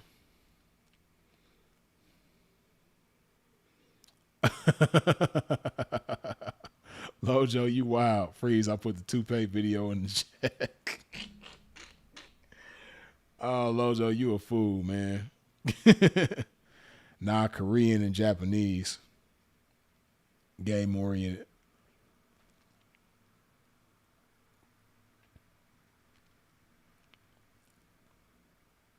The Gangster Lifestyle says, I'm trying to be over in Yaris or in Vigado, 2 bedroom, 2 bath condo for 6 to 800 a month. Yeah. Uh I haven't really explored Envigado that much. I hear a lot of good things about it though. But there Sabaneta is down that way too. I need to go. I know Sabaneta got some nice places for the low too. You dig? But see, gangster lifestyle, how you saying, you know, in Envigado you get a 2 bedroom, 2 bath for 6 to 800 a month. Shit, if you go directly, because that's probably Airbnb prices, or maybe not, maybe not. But nah, I think I have seen some Airbnbs in that area for that, like for sure 800. But if you go directly and cut out Airbnb, you probably can get that shit for a lot cheaper than that. Which that's already cheap, but you probably get it a lot cheaper than that. Ebook says locals have tried to give you trouble freeze. Nah, I don't be having no troubles. You know. Of course, y'all know about the one little fluke situation where I got maced and shit like that. But I done been to that over there where I got maced at. I done been there 1,000 times since then. I was going there every day when I was in Medellin and didn't have no problems. So that was just some one time fluke shit. But you know, and that's another thing too, man. Like, it Colombia can be safe and it can be dangerous. It all depends on how you coming out here, man. Now for the tricking, that's who it can be very dangerous for, man. If you really pay it, the tricking and people that do drugs. If you pay attention, most of the foreigners that come here and have problems are the ones that's doing some tricking. And they not doing no wise tricking, which I made a video. I think I made one or two videos about wise tricking. But yeah, a lot of dudes just be coming down here careless, and that's who a lot of the bullshit happens to. Now me, the little bullshit happened to me. I just was walking down the street and somebody just ran up on me from behind and maced me. Uh, and now that I've spent a lot of time in Medellin, I've come to learn that like that shit don't even be happening. I don't know why it happened to me, but and then all the people who I talk to who've been out there for years, the locals, people that's from there, that shit don't be happening. Like people don't be getting maced.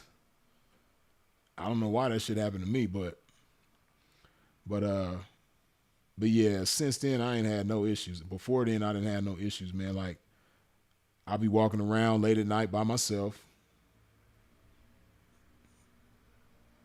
Medellin, the little town that I'm in right now, I don't have no issues. So it's all good.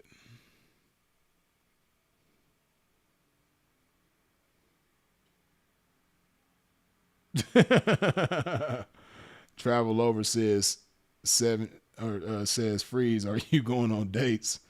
And how you like them ladies? And or did you find a girlfriend already in Colombia? That's funny as hell. Nah, man.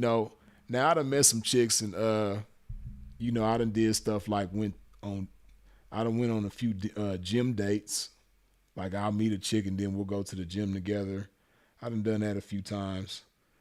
Uh,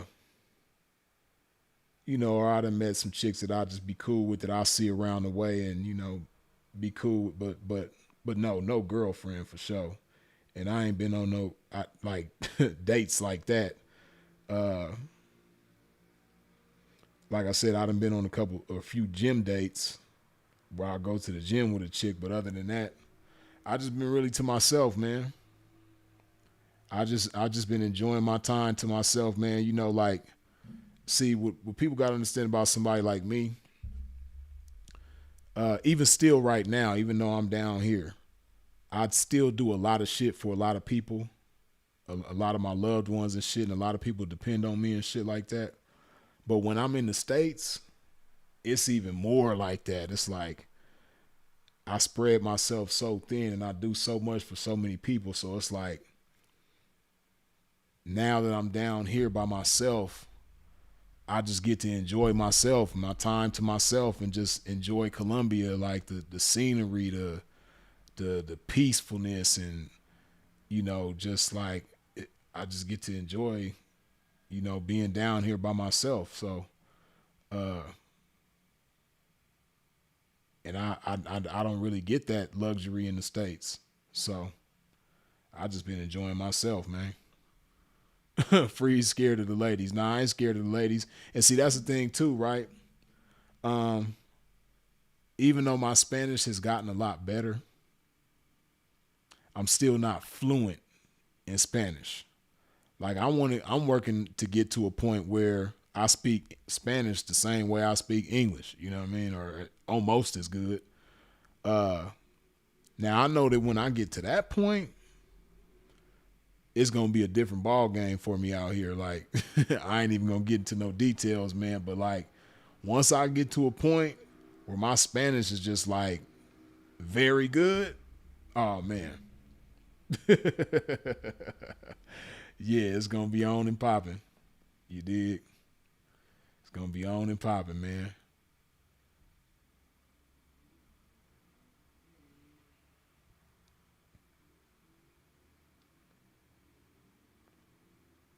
I can see you in Japan, freeze Okinawa, Japan. I want to go to Okinawa too, man, because that's one of the blue zones, man.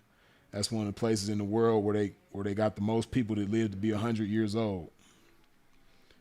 Okinawa, Japan. Freeze scared of the ladies. Nah, Freeze ain't scared of the ladies, man. Freeze don't speak that fluent Spanish, man.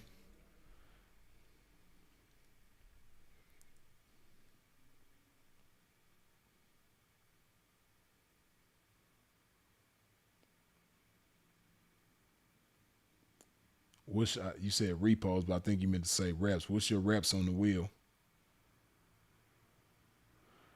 I'm doing 200 reps a day now, and I usually do them straight. You know, most days I do 200 reps nonstop. But some days, if my energy ain't all the way there, I'll probably break it down into like 2 or 3 sets. But however it goes, whether it's 1 set, 2 sets, 3 sets, whatever, I'm doing 200 reps on the wheel every day. Freeze the fitness teaching P, laugh out loud respectfully. Yeah, man, I want to see everybody winning. Yeah, Sabanetta is nice and mint Laurellis. Yeah, I like Laurellis. I like Laurellis a lot. I stayed in Berlin for a month, but the part of Berlin where I was staying was like on the borderline of Laurellis. So I walked around Laurellis a lot because Laurellis is where the train station is. So I used to walk to Laurellis all the time to catch the train. Or a lot of the supermarkets that I like shopping at was in Laurellis. So I would go there to go grocery shopping a lot. Laurellis is nice. I like Laurellis. I could live in Laurellis for sure. Laurellis is nice. And Laurellis is peaceful, is calm. It's not as chaotic as like other parts of the city. Like Laurellis is cool. I like Laurellis. And they got some cool gyms around there too. I done been to almost every gym. Well, every smart fit, I should say. Because they got several smart fits in that area. And I've been to just about all of them in that area. And they got some nice ones over there. So yeah, Laurellis is cool. Hustler B&B says, hold on. I hate that icon is in the way.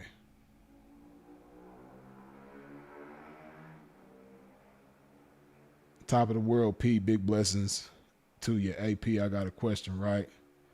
How do you deal with others who strongly dislike the game because of you? Have you ever encountered that? Dislike the game because of me? Like, are you saying like somebody who's been with me and because of their experience with me, now they don't like the game? Is that what you're saying? That's what I'm trying to understand what you're saying.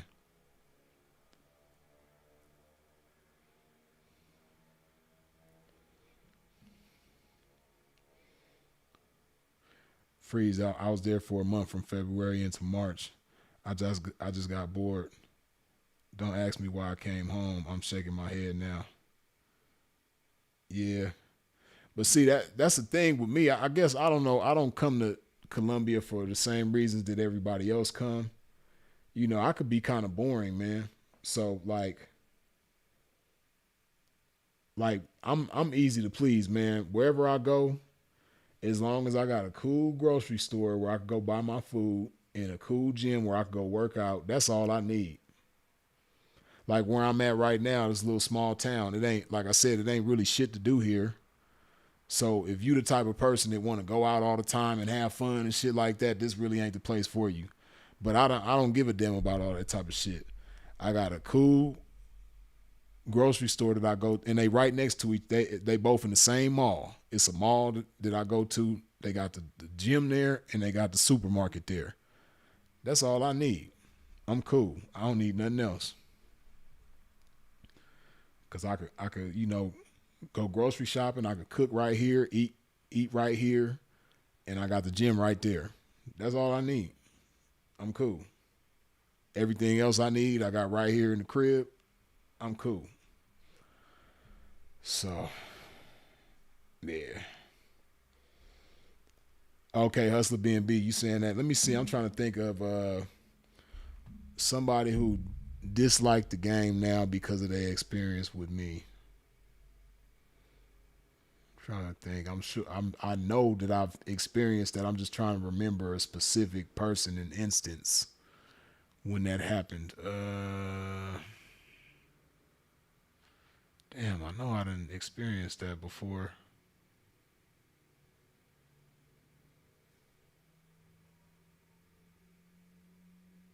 But see, a lot of times, man, it ain't even necessarily you.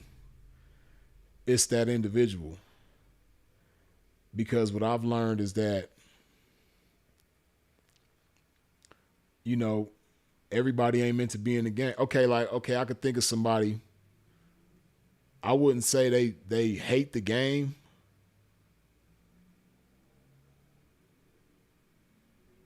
They just don't like, they probably just don't like pimping because of me. Or she would say that she don't like pimping because of me, right? Uh, but she's still getting down. Now I'm the only pimping that she ever really fucked with before, right? Uh, She had been tampering with the game for a long time. Then, crossed paths with me, acted like she wanted to be my hoe. But see, I get down to the bottom of shit real quick, and I figure out real quick that, okay, this person is for the game or this person ain't for the game. So this individual who I'm talking about, I found out quick that she wasn't, really for the game. Like she wanted them type of people that just like survival sex. Like she wasn't one of them type of people that's like trying to really get ahead and see and shine and see a pimp shine and all that type of shit. She one of them type of people that like she don't want to get down every day. She'll wait until she's starving and don't got nothing to eat and can't pay her bills to go, to try to go turn up and do some hoeing, right? And I figured that out quick, right? So needless to say, we parted ways, but within that short time frame, because I'm mashing, man. So I'm like, and then too, like, if you ain't trying to like be consistent and be down, like I'm not finna just be hanging out with you while you not being productive and shit like that. And so, you know, I say all of this to say, some chicks be wanting just a boyfriend that's gonna be okay with them catching dates every once in a while. They don't really want a pimp for real, And you got some chicks that think they want some pimping, but then when they actually get involved with some pimping, they come to find out like, this ain't what I thought it was gonna be. And so you got chicks that might not like the game or might not like the pimping for a whole bunch of different reasons. It might not necessarily be you.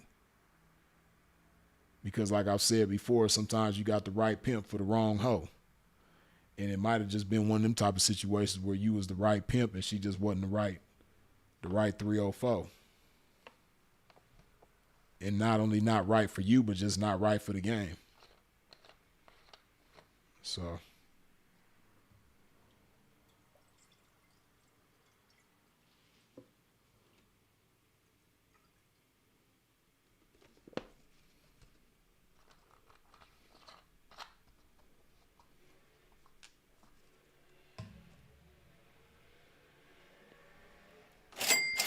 eat books, good looking with the $5 holler.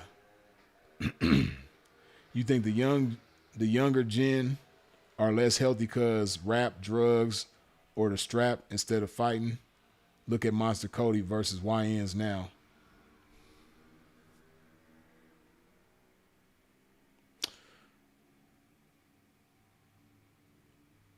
The biggest issue with the younger generation of people right now is the impact that technology is making on them. Right? Like technology has fucked up the younger people in so many different ways, man. It's not even funny. It's made young people socially awkward. It's made young people overtly introverted. It's made young people depressed, confused.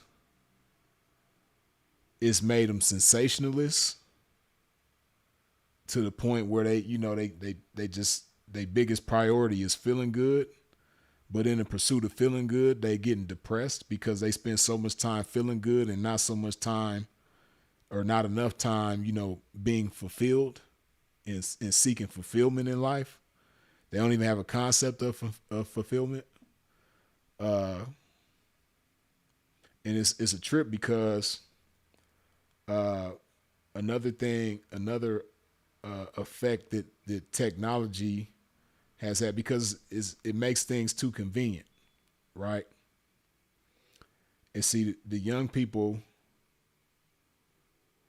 all they know is convenience. All they know is technology, right? So a lot of them, unless they have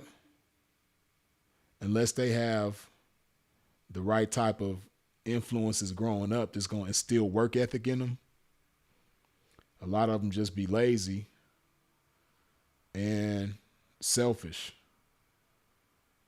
So yeah, it's a lot of issues that have to do with technology, man.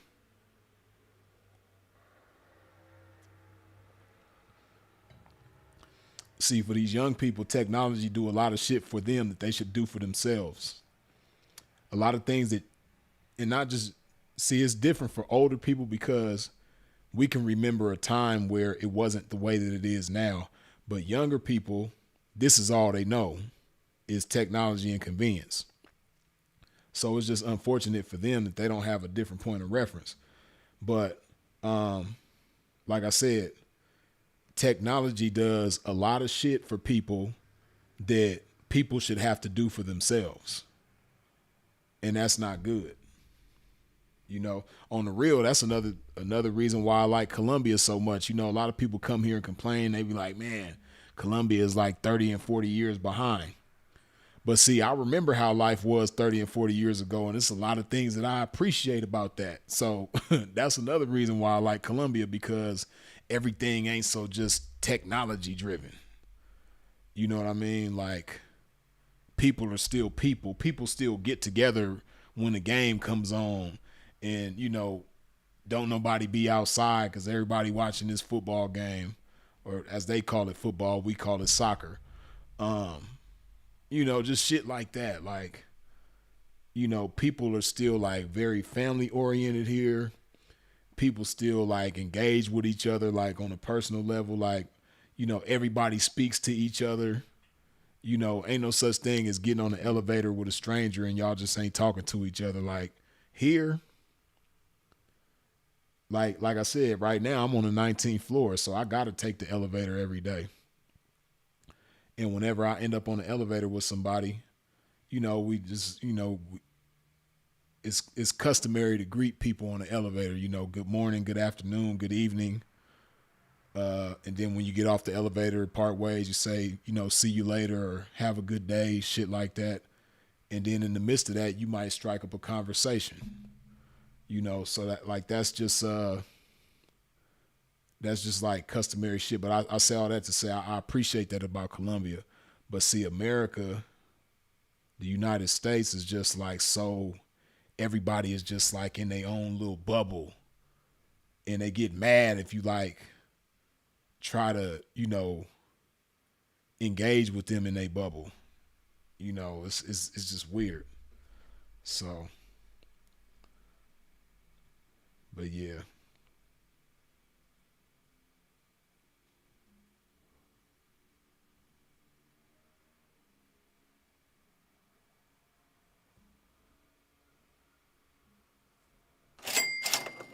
Nicholas Earhart, good looking with the $2 holla.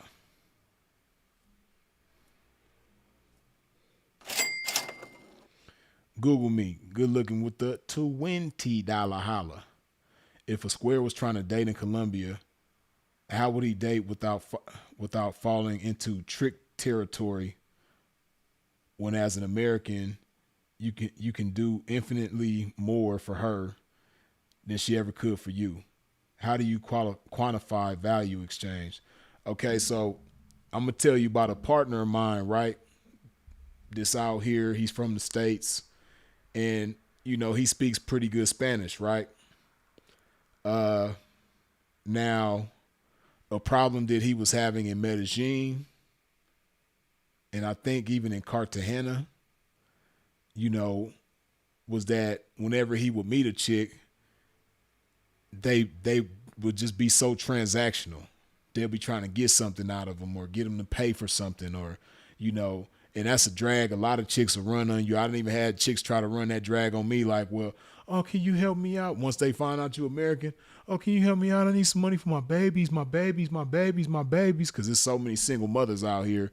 Like, damn near all these bitches got kids. It's like a needle in a haystack if you find a chick that don't have kids out here, right? So most of the chicks that you meet out here is gonna have kids, and then, but my partner, he just kept running into that, right, where he trying to meet a chick and like build with her and like, you know,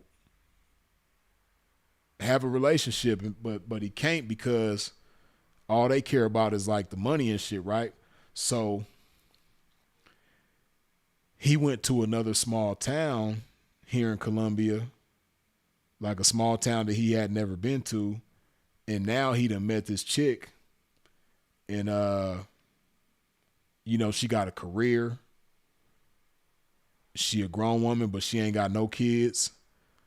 And, he done went out with her a few times now, but he was telling me, he was like, yeah, bro, it tripped me out because uh so first he took her to McDonald's because she got a career. She make good money, like the type of money that she make, she could live good in the United States, really.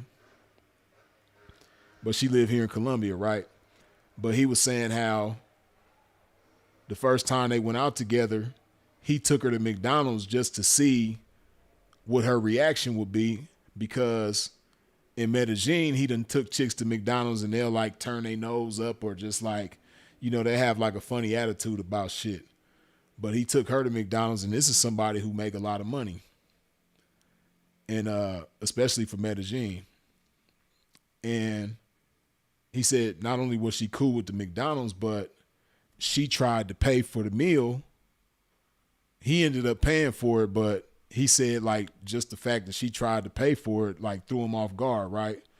And another problem that he was encountering in Medellin was that after he hang out with a chick, they would always ask him for some money. If they go on a dinner date or just go hang out somewhere, at the end of it, before they part ways, they would always ask him for some money. He even went out with a police officer that did that with him. Some other chick that has some type of profession that did that with him. It's just a Medellin thing. Like all them chicks they when they see Americans or foreigners, they just think dollar signs. They trying to get some money. So with this chick in this small town, like I said, he took her to McDonald's. He was surprised that not only was she not tripping on the McDonald's, but she tried to pay for it. Then, he went out with her a few other times, and he just telling me like, man, bro, I know she gonna ask me for some money, man, or ask me for this, or ask me for that, ask me to pay for this. And that now they done been out several times together, and she still ain't asked him for no money. You know what I mean? Then he thought she was lying when she said what type of career she had.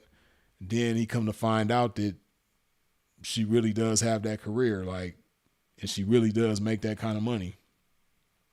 So I say all of that to say, if you a square and you come to Colombia and you want to meet a chick, but you're not trying to do no tricking, and you just want to meet a chick and have a genuine connection with her, go somewhere outside of like Medellin, Cartagena, like basically the hot spots where the tricks be going.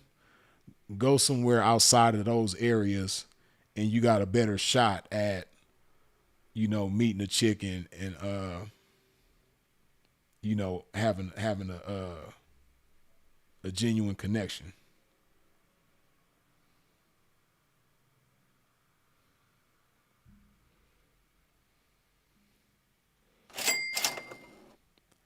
E-books, good looking with the $2 holla. You met any trick peas like in Flavors of Pimp vid? Flavors of Pimp, I don't know what that is. And trick peas, I don't know what that is. Trick peas, I don't even know what the hell that is.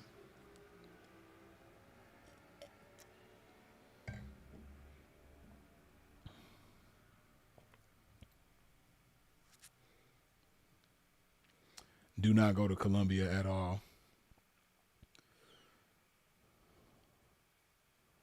Nah, Colombia is cool. But this is what I will say too though now. Uh this is what I will say too, right? Because you got a lot of dudes that come to not only Colombia but other countries because they just lame as hell. And they can't get women where they from. You know, if you from Texas, if you from Chicago, if you from Miami, New York, Philly, Detroit, St. Louis, California, wherever you from, You just a lame ass nigga, man, and you just you can't get females, man. Like, don't think that you just gonna be this lame ass dude and come out here and just be a heartthrob and bitches is just gonna be on you and you just gonna have your way with the ladies. Like, no. If you a lame ass gameless dude out there, you're gonna be a lame ass gameless dude here. You know. Now what I will say is that the women here seem to be a lot more feminine, first of all. The women are like real like feminine here. I don't know how to describe it. It's just they softer, in a feminine type of way. Like they more ladylike, you know. Um yeah, they just so if you just don't like dealing with that, like I could see if that's the issue. Like if you in the States and you just tired of dealing with like bitches that got fucked up attitudes and they just want to argue and cause drama all the time. If you done been through a lot of that and you just tired of that type of shit, I could see coming to Medellin, for that maybe. I don't know. But if you just a nigga that just can't get no bitches where you from, 9 times out of 10 you're gonna have the same problem here unless you paying for it. If you're paying for it, you could do that anywhere, you know what I mean? But I don't know, maybe you just want to come out here and just pay for it. I don't know. But if you thinking you're gonna come out here and you ain't gonna pay for it and you just gonna be, you know, Rico Suave and just have your way with the ladies, even though you was a lame ass nigga in the States, it ain't gonna work out for you like that.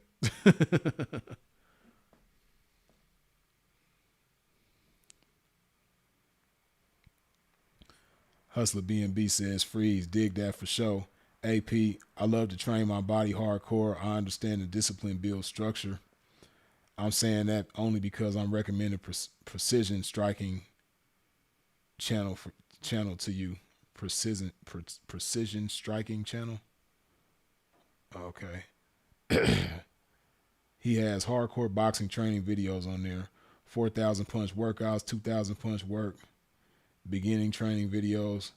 I use 3-pound weights to train with the videos. Try 1 out of 1 day if you ever want. Yeah, I might check it out. You said precision striking channel. Yeah, I might check that out. To challenge yourself, your obliques, legs, shoulders, traps, forearms, your entire body is going to be broken down and rebuilt. Some videos are short, some are long. Your choice. Yeah, it sounds like a good channel that you talking about. That's what's up. Game Oriented says, when you was younger in the game, did you have a harder time campaigning in the game? 08 to 16? Nah. I say it was a much easier time campaigning back then because, like speaking of 2016, that's when things took a drastic change. And like I've said before, a lot of pimps that was on before that, they wasn't able to adjust with that change. And a lot of pimps who was on ended up falling off and never bounced back. But from 08 to 2016, see, you got to remember, like, if you the type of pimp that like being outside and meeting chicks face to face and, knocking chicks in the flesh, then 08 to 2016 was a perfect time for that type of guy. Now it was still knocking going on social media, but social, like I say all the time, man, before 2016, social media wasn't nearly as interactive as it is right now. Like back then, you couldn't go live on YouTube. You couldn't go live on Instagram, Facebook. There was no live on every app like it is now. Right? So there's that. Then,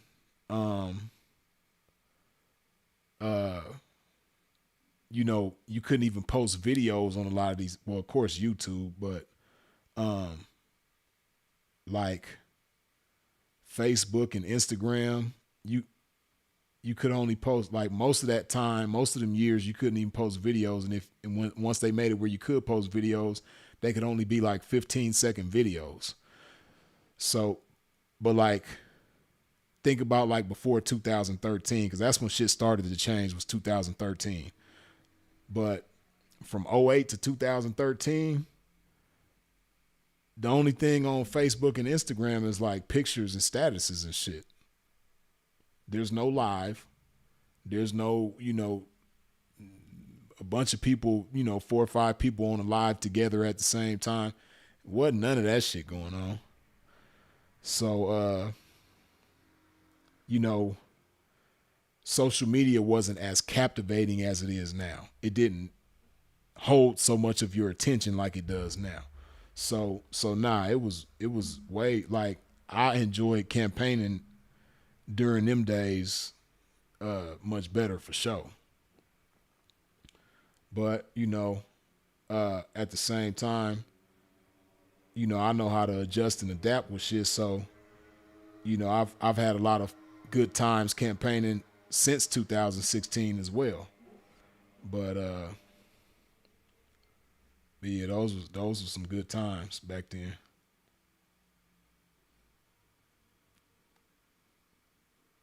Right, like suppose the Prince said, them was like the best years, '08 to 15 for me. MySpace.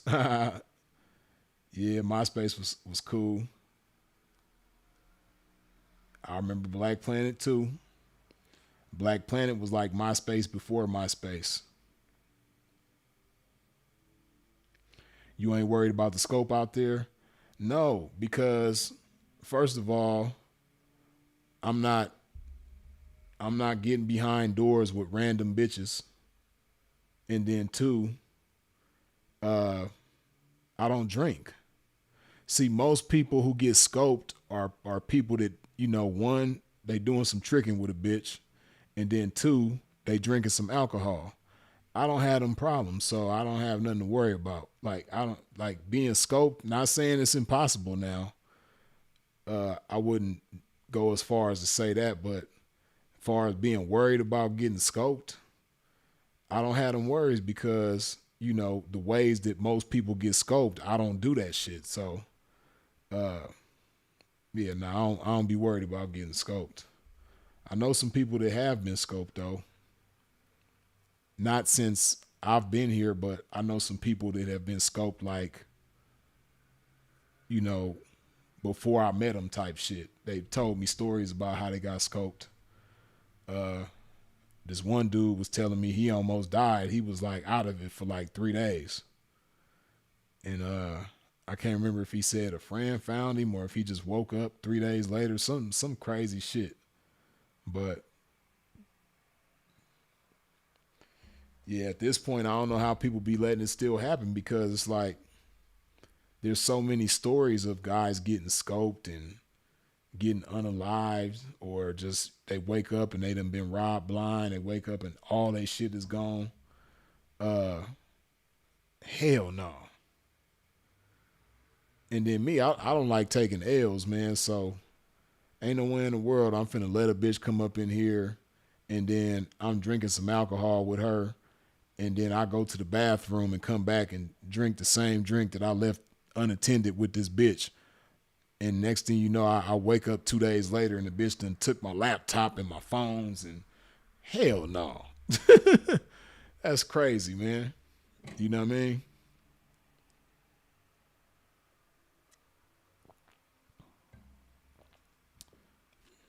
Ain't going for it. So now I don't worry about getting scoped. And see, like, people be thinking like,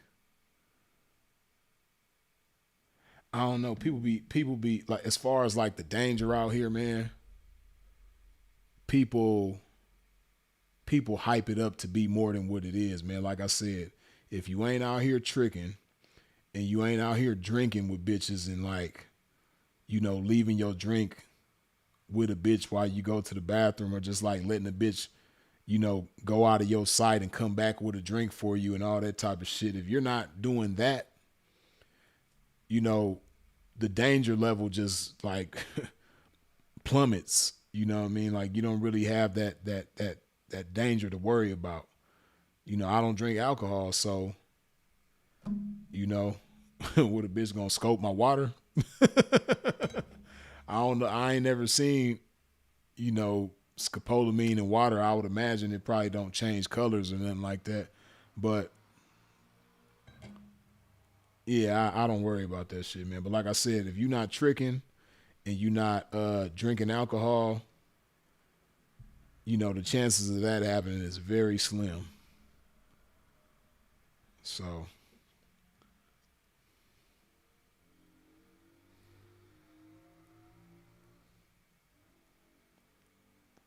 Freeze impenetrable out there. He can't be corrupted or tempted by the BS. Sharif, yeah, I ain't, I ain't like I said, I ain't acting like I'm invincible or like it's impossible to happen, but the chances of it happening is just like so slim to none because I'm not doing the shit that motherfuckers do where it be happening. You know what I mean?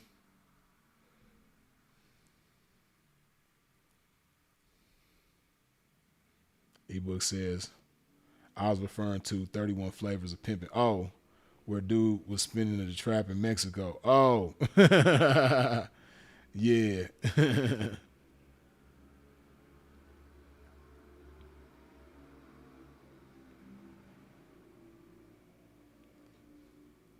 OG Bobby says I spent a year out there and found it hard to meet people because Colombia is a low trust society.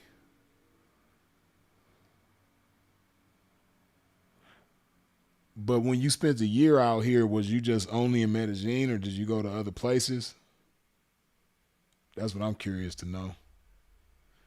Cause yeah, Medellin, yeah, for sure Medellin could be low trust, but like, the vibe I get like in the town where I'm at right now, of course, shit happens everywhere. So I'm sure even though the town I'm in a little town, but I know shit probably still be happening here too. But oh, Bogota. See, I still ain't been to Bogota yet. I need to go check it out though. I need to go to Bogota, I need to go to Cali, and I need to go to Cartagena, and I want to go to Santa Marta too. I need to go to all them spots for sure.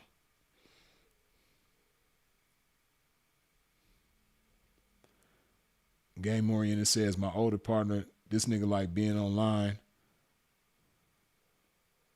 Wait, being online too much. It was scary to get at the snow and chops in real life. I think that's what the RL mean, real life. Campaigning outside is better because it tests you. Yeah, and not just that, but you can use more of the things in your favor in the flesh as opposed to online. It's like I done told plenty of 304s, right? You know, when you on the internet with somebody interacting, there's only so much that you can use as far as your influence. But see, like, like if you a fly motherfucker, a broad, she can't smell your cologne on the internet. She can't feel your presence on the internet. It's just different, man. Like, I don't know, me, I like being in the bitch face because, I get to use all my weaponry. And then when you in the flesh it's just different. Like the energy is different, so the connection is gonna be different. So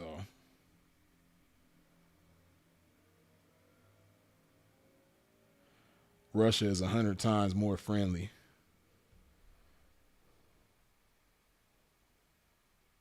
Yeah, I don't really know too much about Russia.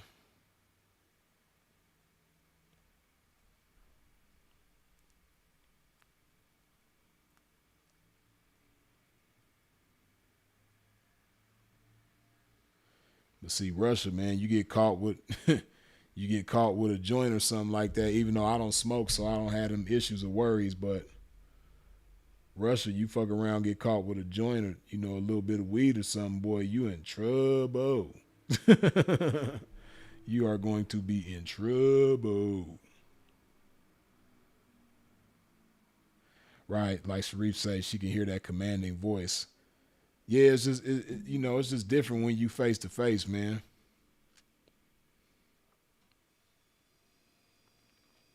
And not only do she like get to feel your presence, but you get to feel her presence, and it's just so much more that you could learn about a bitch face to face as opposed to being online. You know what I mean? Because I don't know about y'all, but it have been some times where I meet a chick first online and she just seemed like the coolest chick in the world, but then I meet her face to face and it's like, I don't know if I like her like that now. Like, you might go to her crib or see her car, get in her car nasty as hell, or her crib is nasty as hell, and it's like, she ain't gonna show you all that shit on social media. You know what I mean?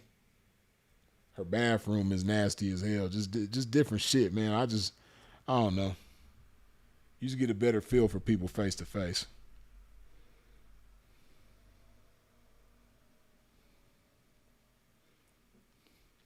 Mike Thomas says, "Oh, I finally caught the live P. I'm in rewinded, but blessings to the game. R.I.P. Sinful. R.I.P. Peppy. Yeah, for sure, man. Peppy Le Pew, that's my guy, man. I miss Pep, man. I miss just pulling up in Sacramento and pulling up to the house, man. That was my dude, man. Man, like I said, man, so many of my P partners is gone now, man. Man, a lot of my peoples is gone.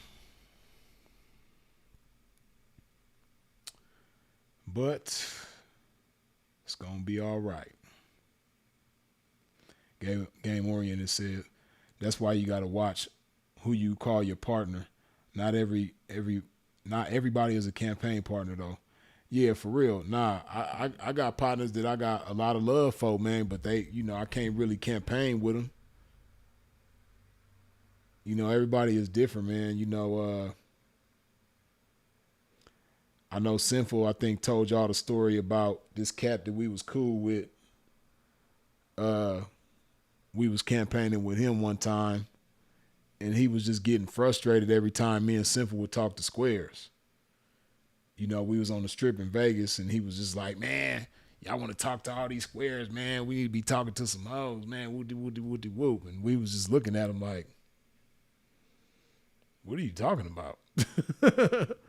Like, one of these squares might end up being the biggest and best 304. But, like I said, everybody's just different, man.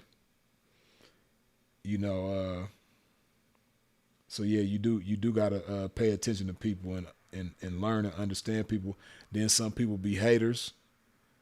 Some people is the type where if you get more action than them, they step on toes or just do weird shit. You know, some people don't know how to play the John Stockton role, the Jason Kidd role, the Magic Johnson role, throw the assist. You know what I mean? Some people just like they want all the action.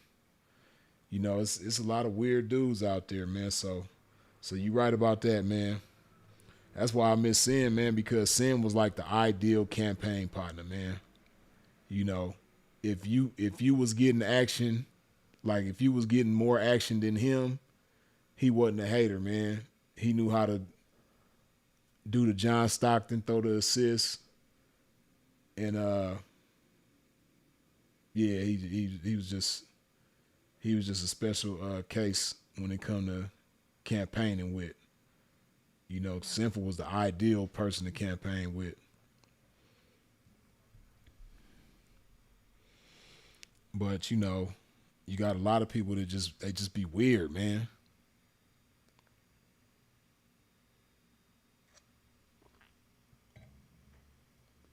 And then if you a different type of dude, like that's one thing that made Sinful and myself perfect campaign partners as well. Cause I don't drink, he don't drink, I don't smoke, he don't smoke. You know what I mean? So yeah, it was just cool.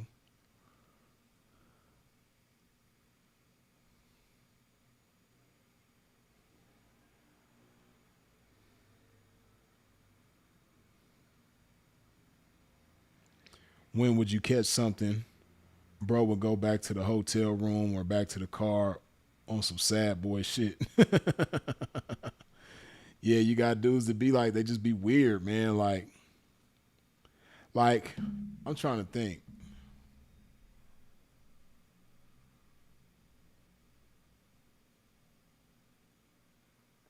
I can't really think of a time where just somebody that I campaign with like all the time, they was getting more action than me.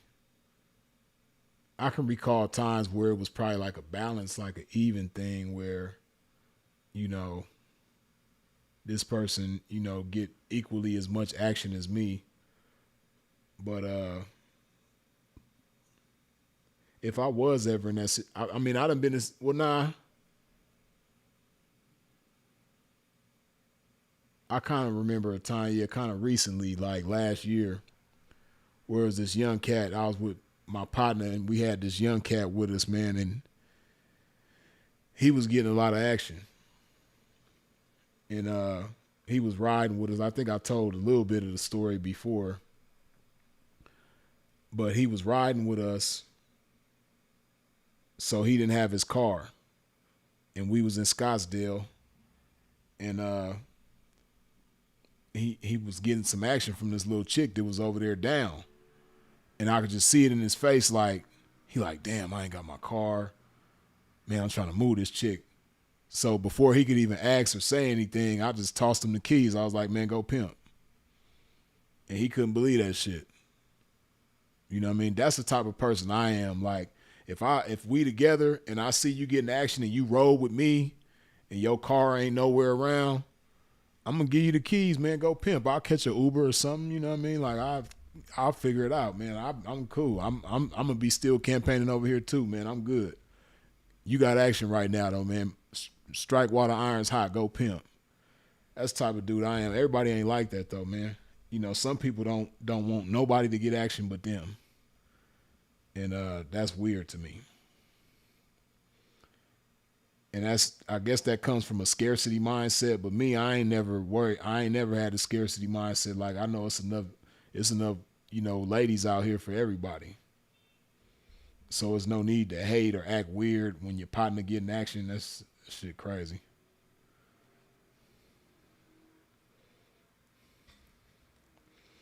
Sharif said the hate is heavy.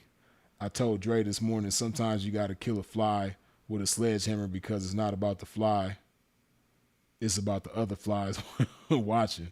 That's some real shit. You got to put a demo down, huh? Sometimes you do. Starving like Marvin say, Freeze is the pimping and horn still going strong down there in Arizona. I believe so. I believe so.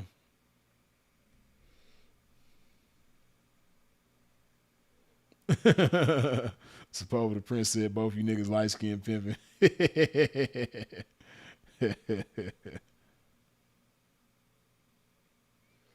Game oriented said I had to learn the hard way in Cali and Texas. Yeah, I mean sometimes the best way to learn is the hard way, man. I done had to learn a lot of shit the hard way, and I wouldn't change it for nothing. Tyler B. Free says, what are some moves that were considered smart 10 to 15 years ago that today no longer works?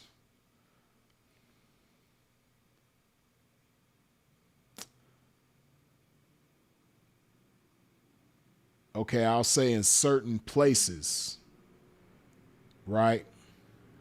In certain places, it was cool to ride the blade and, campaign and, you know, move a bitch off the blade and shit like that 10 to 15 years ago. Now, I wouldn't do that. Now, like it's certain places that you ain't gonna catch me riding the blade. And I definitely ain't letting no bitch get in my car on the blade and all that type of shit. Like, nah. Cause it's just too much shit working against you. So yeah, nah, it's stuff like that. I'm cool. I wouldn't do that.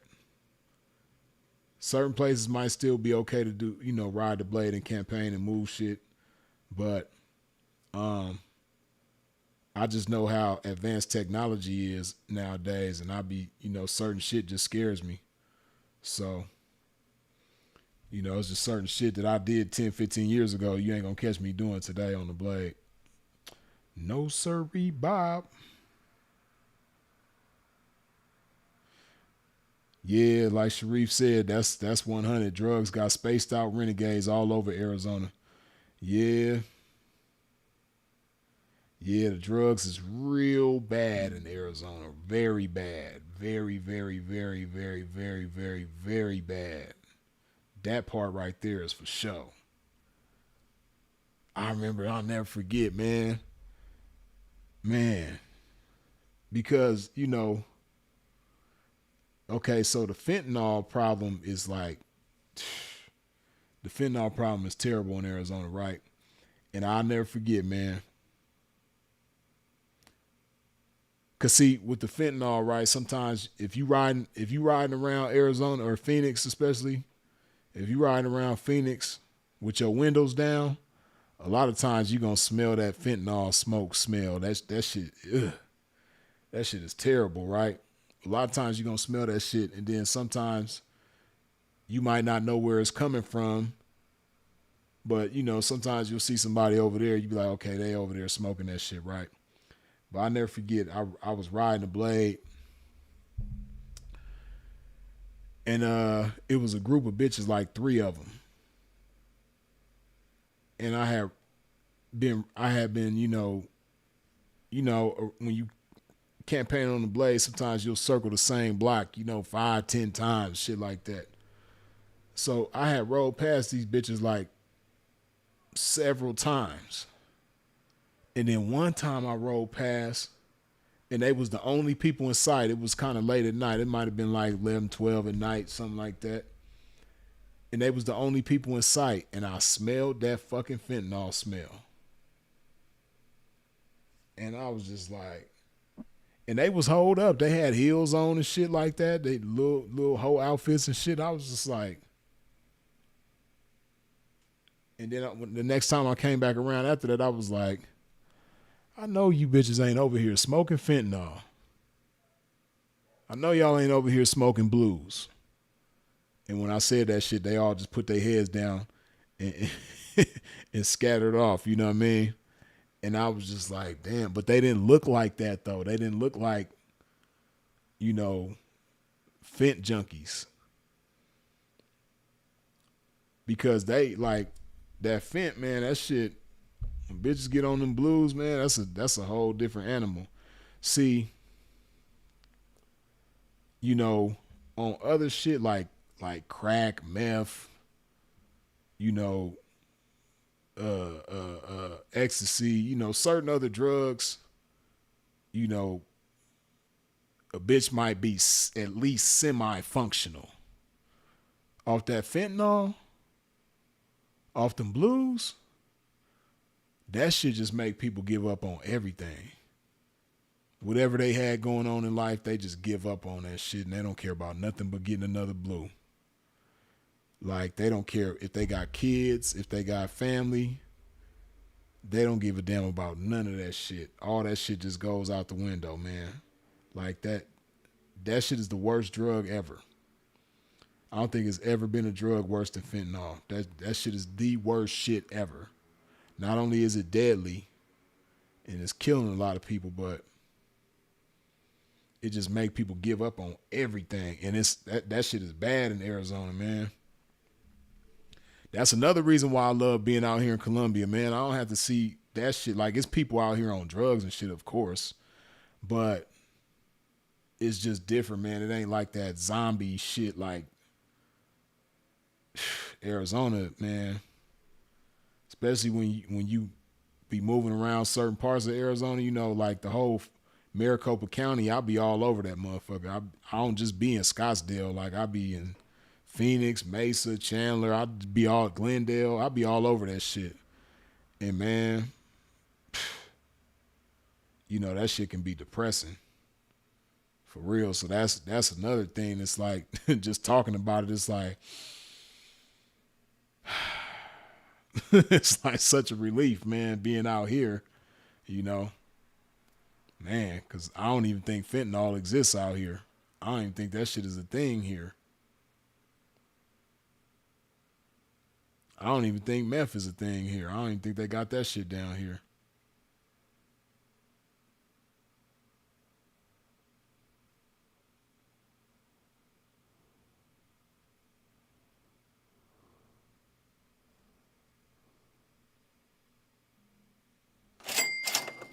Mac Jew 702, good looking with the $5 holla. What's your least favorite state to pee in? You did mention not too much feeling Texas, if I'm not mistaken. I don't know if I said I didn't like Texas because Texas is cool. I don't know if I said that, but my least favorite state, not only to uh to to pee in, but to do anything in, is that motherfucking punk ass Virginia. Like if I could just annex that motherfucker and blow it up and blow that shit off the map, I would do it. If I could just make sure all the cool people in Virginia just get out the way and I could just blow that motherfucker up and make it cease to exist, I for sure would do that. Like, I can't stand Virginia. I do not like that motherfucking place at all. Like, fuck that place. They so fucking grimy there. I know so many people who they done did dirty there, man. Like, they did me dirty, but I know some people they done really did dirty over there. Like, yeah, I can't stand Virginia. That's my least favorite place, period. Not just for the game, but to do anything.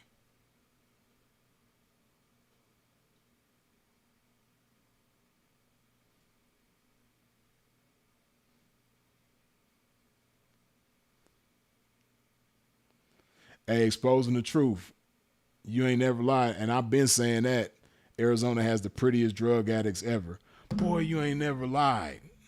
Man, I've been saying that for years, man, but it's the truth, man. It's some chicks around there that's just so beautiful, and if you don't know no better, see now I know better because I've been around it for a long time, so I know how to spot certain shit. But man, it's some bitches in Arizona that's so drop dead gorgeous, and you would never know that they smoke blues or smoke meth or doing some other shit, like that they just a drug addict. You would never know that shit if you just don't know no better.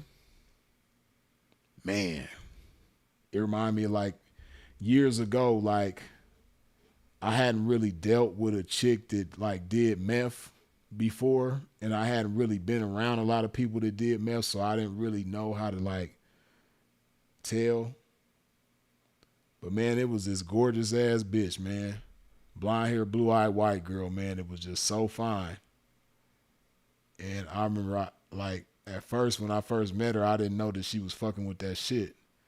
And then I found out, and I couldn't believe it. It was like mind blowing. I was like, damn, this fine ass bitch is a dope fiend. Like, damn. Man, if a pimp had a heart, boy, she would have broke that motherfucker, man. Man, that shit was crazy, man. And then once you able to identify it, you just start seeing them all over the place. Like it's so many gorgeous ass dope fiends in Arizona, boy. You right, they got the prettiest dope fiends ever. Exposing the truth. You expose some truth on that one for sure.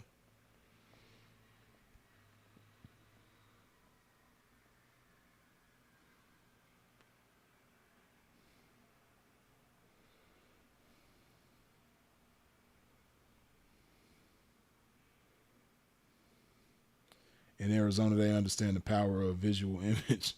All them look normal. So if you're not from there, you're not gonna notice. That's real. You really ain't gonna notice that shit for real, man. But then once you it's like the Matrix. Like once you able to see that shit, then you just see it all over the place. Just moved to AZ. They've been hitting my ass with camera tickets. Shit crazy. Yeah, man. Arizona still got them stupid ass certain intersections, man. They got them cameras that'll give you them tickets. The intersection that done got me a few times is Scottsdale Road and McDowell Road. That intersection done got me a few times with the stupid ass red light tickets, man. I hate that shit. That shit's stupid as hell.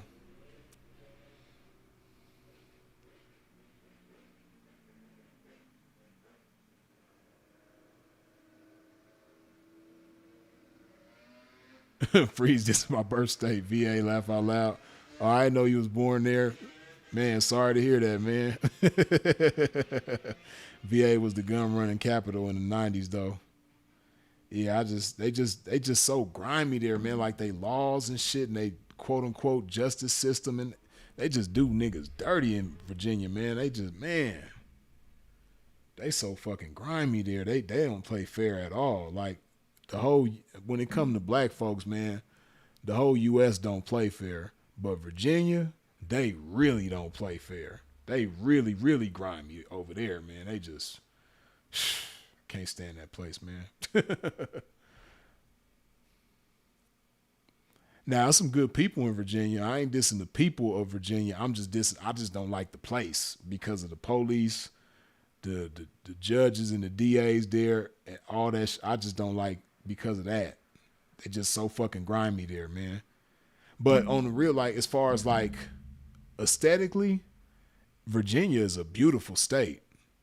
That's a beautiful ass place. Like if you want to talk about just like the scenery and like it's real green there. It's a lot of trees and grass and like it. You know, Virginia is like aesthetic. Like I said, aesthetically, it's a beautiful ass place. But the fucking police and the judges and the DAs and all that, I can't stand them, man. Like man, fuck that place.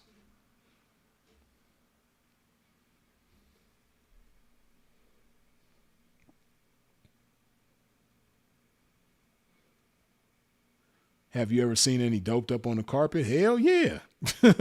Shit, hell yeah. Hell yeah. In Vegas and Arizona, Miami, Hawaii. Hell yeah. You got dope fiends on every carpet. Shit. See, this is what you gotta understand, especially like now more than ever, right? You know, for a lot of ladies in the game, their main priority in life is feeling good. That's all they care about is feeling good. Sensation. The majority of chicks in the game are sensationalists. They will throw everything away for the sake of feeling good right now. Even if feeling good right now only lasts for 5 minutes, they'll sacrifice everything just to feel good right now. You know what I mean? So understanding that, you know, it would once you understand that, it doesn't come as a surprise that there's so many dope fiend bitches in the game. It's dope fiends on the track. It's dope fiends in the strip club. It's dope fiends sitting in the in call right now. It's dope fiends on the carpet. All across the game. The game is flooded with dope fiend bitches. You know, that's something that a lot of people ain't gonna talk about. You know, a lot of the P's ain't gonna talk about how they accepting dope fiend bitches right now. But a lot of these niggas that's supposed to be pimps is dope fiends. Shit. You know what I mean? Like speaking of that, that's another thing that's a relief about Virginia. I mean, Colombia too. The fact that like it's just not everybody is a dope fiend. You know, like out here, it's like certain areas. It seemed like every city got like they little area where the drug activity is going on and shit like that. But it's like once you leave outside that area, you don't have to see that shit no more. You know? But in the States, man, it's like everywhere you go is dope fiends. You know what I mean? In every profession, the police be dope fiends, the attorneys be dope fiends, doctors be dope fiends.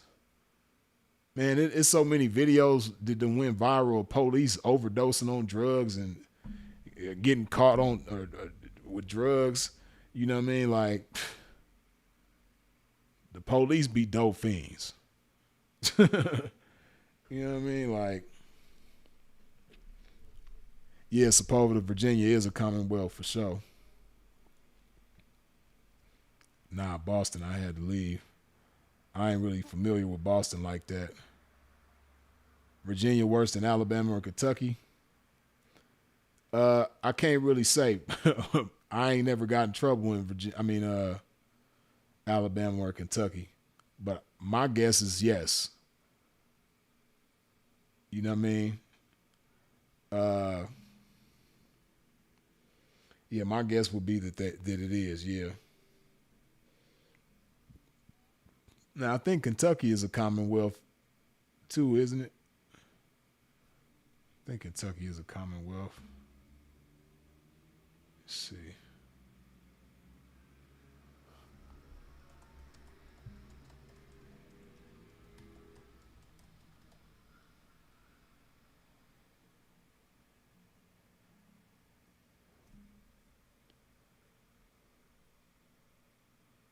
Oh yeah, Kentucky is a Commonwealth. I thought it was more Commonwealths than that. It's only four. I think it used to be.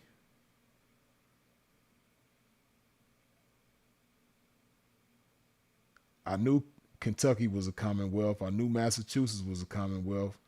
I knew Pennsylvania was a Commonwealth, and of course, punk ass Virginia. I thought it was more Commonwealths than that. I thought it was like five or six, but I guess it's only four. But yeah, I knew I wasn't tripping. I knew Kentucky was a Commonwealth too. But them Commonwealth places is fucked up. Especially like Pennsylvania is fucked up too. Like the way they did Meek Mills, boy, had him on probation for all them years and was just kept violating him for bullshit. The way they did Bill Cosby. They sent Bill Cosby to the motherfucking penitentiary immediately. He caught the airplane from the courthouse to the penitentiary the same day. I've never seen that or heard of that. Yeah, so Pennsylvania, they grimy too. I don't know. I thought it was more Commonwealths than that.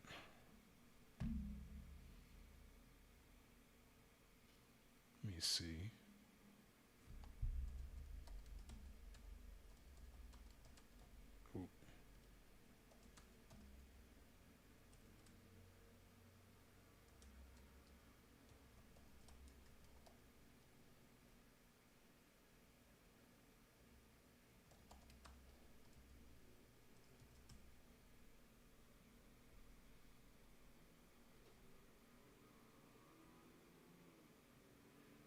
I guess it always was four. I was thinking that maybe it used to be more than that, but nah, it's always been only four Commonwealth states.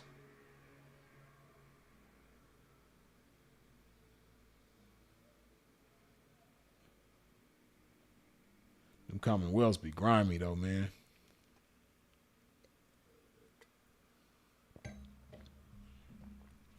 I don't like they ass.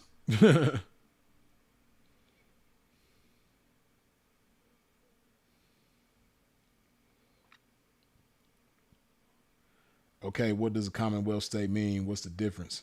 See, like Commonwealths, they function differently than the other states as far as I know. But let's read. I got the definition right here. Okay, definition.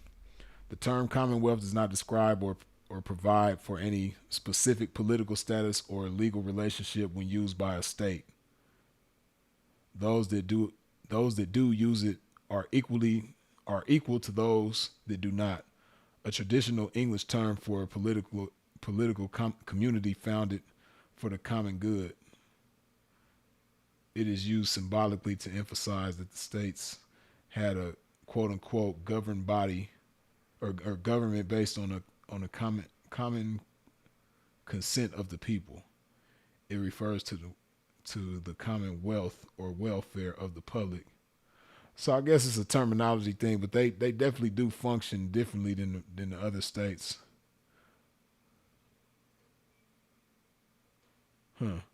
Criminal charges in these 4 states are brought in the name of the Commonwealth. Besides the 4 aforementioned states, other states have also on occasion used the term Commonwealth to refer to themselves. The term Commonwealth.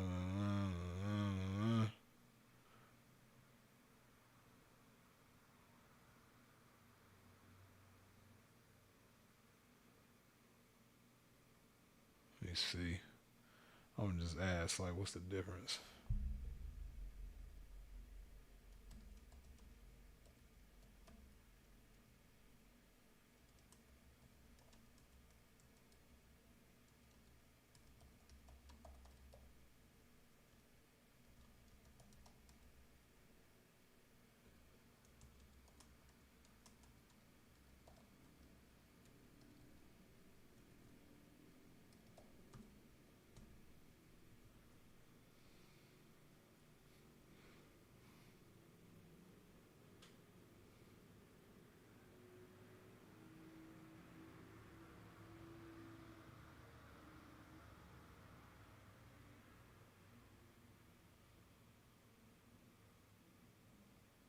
It's saying right here that it ain't really like as far as how they function. They don't really.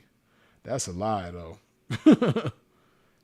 They saying there's no functional difference between the Commonwealths and the other states, but that's some bullshit. Cause they just it just seem like they just do niggas way dirtier than the other states.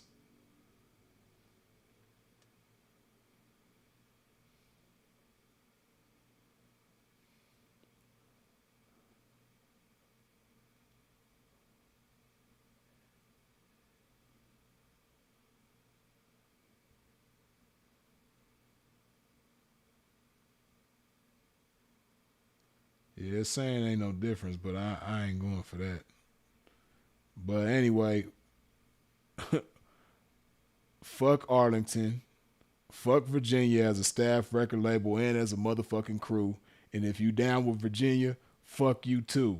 Maryland, fuck you. Nah, just cause they neighbors, you know what I mean? Maryland, fuck you too. DC, fuck. Nah, I can't say fuck DC because DC smooth, you know what I mean? As long as you ain't doing no federal shit in DC, you gonna be all right. You know what I mean? The same shit DC will throw out, Virginia will try to lock you away for 50 years. Seriously. Like, you can catch the same exact charge in DC as you do in Virginia. DC will throw that shit out. Virginia will try to lock you away and lock you up and throw away the key. For real though. So I can't say fuck DC, but fuck Virginia as a staff record label and as a motherfucking crew. And if you down with Virginia, fuck you. I don't like that place, man. Fuck that place, man. I don't like that place at all. Like I said, I wish I could just make everybody evacuate that motherfucker and then blow that shit up, man. IVR 8. Good looking with the $5 holla. If possible, can you tell the story of Sinful hiding that chocolate 304 from y'all that he got on from the internet on or the hotline laugh out loud?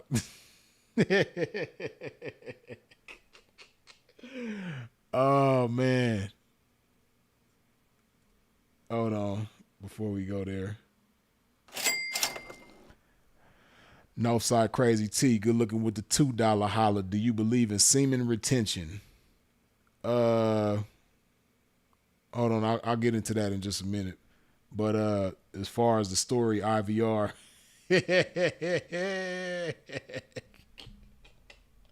See, I was there. I was there for the whole shit. I was there when bro first laid eyes on the bitch. All the shit, man.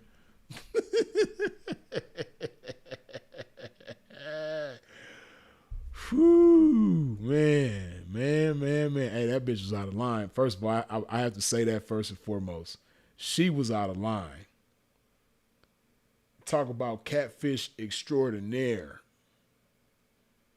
She was out of line for the shit she did.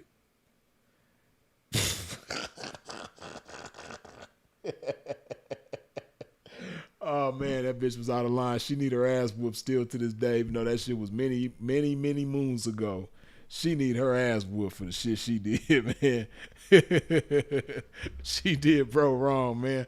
I was just the man next to the man. I felt like she did me wrong, man. And it wasn't even my bitch, man. But anyway, uh if I remember correctly, I think bro knocked that bitch off Backpage. I think he like texted her or called her off a Backpage, if I ain't mistaken, man. And so we was in New Orleans. She was in Atlanta. And the pictures that she had was like this thick ass chocolate bitch, you know what I mean? Thick, big booty chocolate bitch, man, fine as a motherfucker. Uh then you know the bitch, she decides to get on the bus from Atlanta to New Orleans and come fuck with bro, right? I'll never forget, man, we was in the hotel lobby.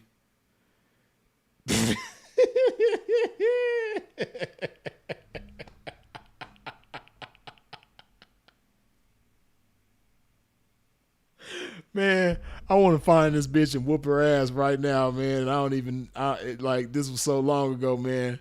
Like, I won't do it myself, but I just want to find some ghetto ass bitches from the third ward or something, man, and get this bitch and whoop her motherfucking ass. She need her ass whooped, man. She needs some ghetto ass bitches to jump her ass, man.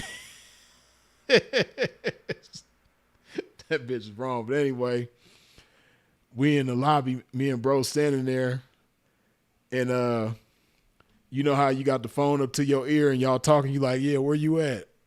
Oh, I'm over here. Oh, what you got on? Okay, I got on a red shirt and whoopty whoopty whoop. And then y'all talking, then you see each other.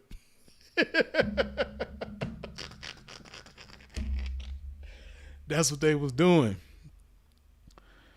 You know, the bitch came. I think we was, cause me and Sinful was standing, I think we were staying in the same hotel. He was staying at that hotel for sure. It was the Residence Inn, like in the French Quarter. I'm pretty sure it's the Residence Inn.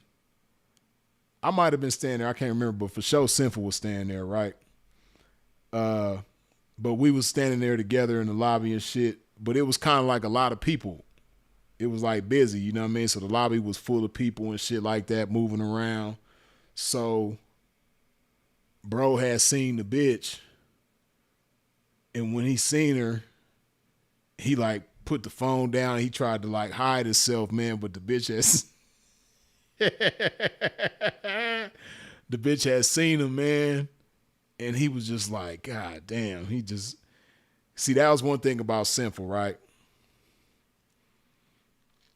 In certain situations, Sinful didn't know how to like hide his emotions, like how he felt, like his, like, cause he was fucked up. He was shocked. He was like, man, I know this ain't the bitch. And he didn't know how to play it off. You know what I mean? Like when it comes to certain situations, like he just can't play it off. But the bitch, I know that she knew that he was like tripping, that she wasn't who she portrayed herself to be. She had to know that he knew that and was tripping off of that, right? But she just like pushed through all that, you know what I mean? She acted like, you know, he knew what she acted like he just knew what she looked like, you know what I mean?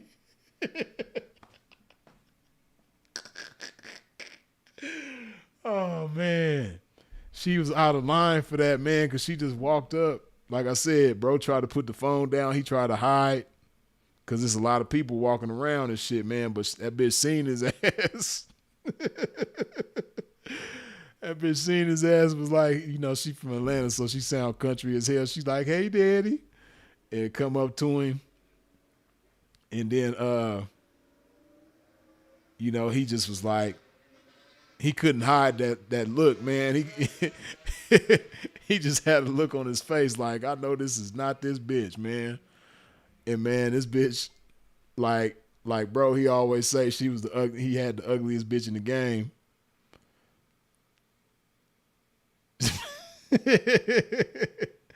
She was up there, the bitch. She had like I remember I think she had like a gold tooth or a couple of gold teeth or something. And her body was just fucked up. Like her body was fucked up.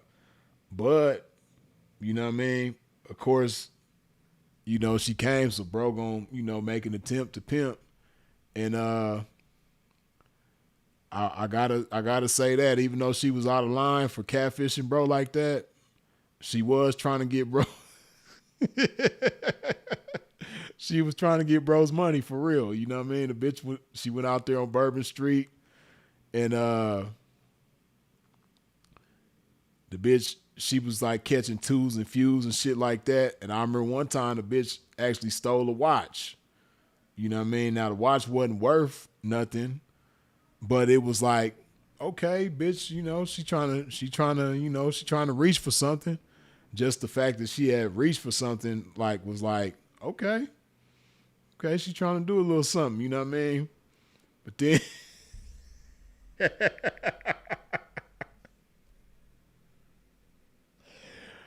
man, I remember so, you know, the Residence Inn got the little breakfast. They got the cool little breakfast setup going on, right? So so I'm trying to remember exactly how that shit happened, man. Basically what was going on is, you know, it's top of the morning. We've been out campaigning all night. It's top of the morning. It's me and Sinful and two of our, you know, young partners from Memphis, right? And, you know, the young partners from Memphis, they come in, we all going to the Residence Inn to have breakfast over there, right? Where Sinful staying at. And you know, the bitch was coming in, man. It's like top of the morning, and the bitch was coming in, and I think that's what it was. I can't remember exactly, but I think she might have wanted to have breakfast with bro or something like that. But bro was trying to hide this bitch, man. he, he didn't want the pimping to see the bitch. Bad enough, I done already seen her. You know what I mean? He didn't want nobody to see the bitch. Oh man. And now one of the cats, I think he didn't see the bitch. He didn't get a chance to see her. But one of them, you know, Sinful tried to pull some slick shit, man, and I think he was trying to make them go like he was trying to make them go do something, or like he tried to like figure out some type of excuse to get them out the breakfast area, man, because he knew the bitch was finna be over there. So he was trying to like get them like go look at something or go do something. Like, man, y'all got to go to the bathroom or something, man. The bathroom right over there. He tried to do some shit like that. Ooh, shit. And, and one of them, like I said, one of them, I don't think he was able to see the bitch, but the other one, my other little young partner, and he kind of caught on, like to what bro was trying to do, and he didn't get like a good look at the bitch, but I think he caught like a quick little glimpse of her, and man, that shit was funny as hell, man. And then what bro ended up doing with the bitch, because he was so embarrassed by this bitch. This bitch was ugly as hell. He went and put that bitch in a room way deep off in Kenner, like to play the internet. Now, you know, Metairie back then, I don't know about nowadays, but Metairie was like cool for the lines and shit like that, right? I think Metairie was just too close to New Orleans for Sinful, man. So, man, P put that bitch all the way. When I say at the like the furthest hotel that you could put that bitch in Kenner, and Kenner ain't even got nothing going on. Like, you ain't even really gonna get no money in Kenner, right? So So bro, so stupid. He ran some little game on the bitch just to see, you know, what she was doing. So bro had me I don't know if he told y'all this part. He might have did though, I can't remember. But I was texting the bitch, you know, just to, like a trick, just to see, you know, how the bitch was gonna respond, right? So I'm like, hey, how you doing? Wooty wooty whoop. How much for this? How much for that? Wooty whoop, right? So the bitch say her prices and shit like that, right? So I tell the bitch, I'm like, oh, well, you know, that's a little too rich for my blood. I only got 50. And at first she was trying to act like she wasn't gonna go. Then she was like, okay, I could do the 50. I could do the 50. And I was like, well, you know, another thing, man, you know, I'm trying to go up in your ass without no condom. You know what I mean? Like, is that cool? And the bitch was like, again, she was acting like she didn't want to do it, but she was trying to get some money so bad. She was like, okay, we could do that.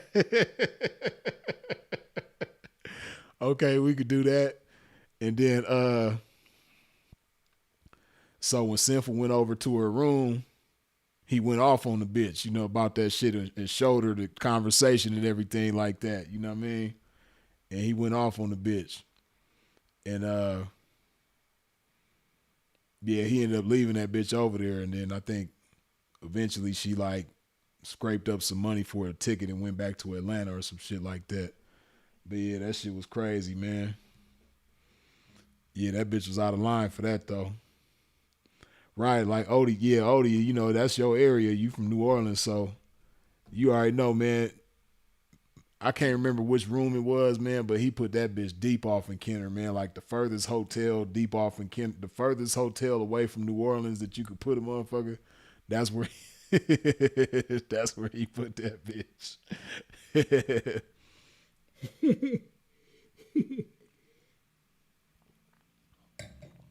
Funny as hell, but she was out of line for that, man. That bitch looked a fool. Now, bro said she was the ugliest in the game. I don't think she was the ugliest. She was like up there though. She was up there. She was up there. Bro just didn't like the fact that she catfished him, man, the way she did, man. She was out of line for that, man. That bitch. Because, you know, some people do the catfish and they look a little bit similar. Man, this bitch was like night and day from them pictures. She didn't look nothing like the pictures that she had. Man, she ain't look nothing like them damn pictures. She need her ass whooped for that shit.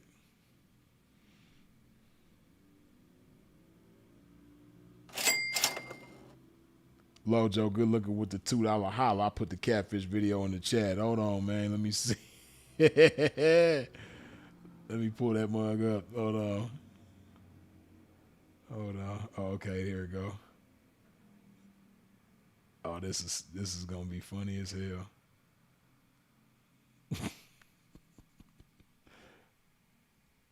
Hold on.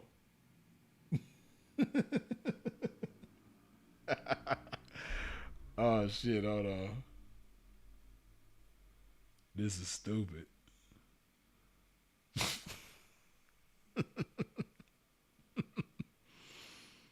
Oh my goodness. Let me see how accurate I was, cause you know that shit happened so long ago, man. I might have got some parts wrong, or I might have left some shit out. Let's see how bro tell it. Yeah, so getting back into the conversation, you know what I'm saying? Because you already know this subject don't really never get spoke on because, you know what I'm saying, a lot of P's think that they like the only ones that went through this, but man, this shit is so common among pimps. Like, bitches really be catfishing, you know what I mean? These pimps, you know what I'm saying, taking all these old perfect ass pictures from perfect ass angles and shit, you know what I mean? So, Johnny, can you speak about the first time you got catfished around this motherfucker? Nah, shit, P, I never. Hold on. Around this motherfucker? Just like this bitch Wait, nigga, international. Breeze of the prize he gets with the international blue. Niggas stay hollering. I'm trying to get the words. Yeah. get at bitches on back page, you know what I mean? I don't. And them kind of like, I can't remember exactly, but I think they followed me. But I come down, when I come downstairs. Okay, hold on, this is it. Hold on. Up there, touchdown, come from the Greyhound out. Nah, it was never like that. So, the bitch, you know what I'm saying, it wasn't nothing to talk about. Bitch sent a little $3, $300 or something like that.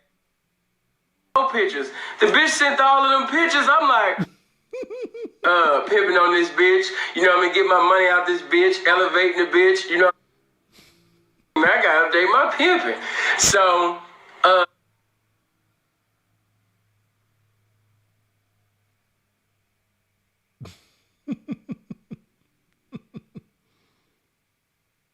Damn, man. Come on, man. What's going on? What's the problem? Come on, man. P had told me about that, and that did something to my mind. And then the nigga Dynasty gonna see it later on. You know, Damn.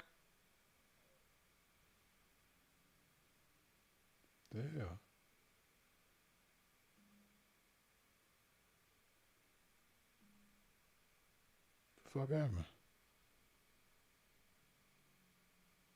praise. But no, P had told me about that, and that did something to my mind.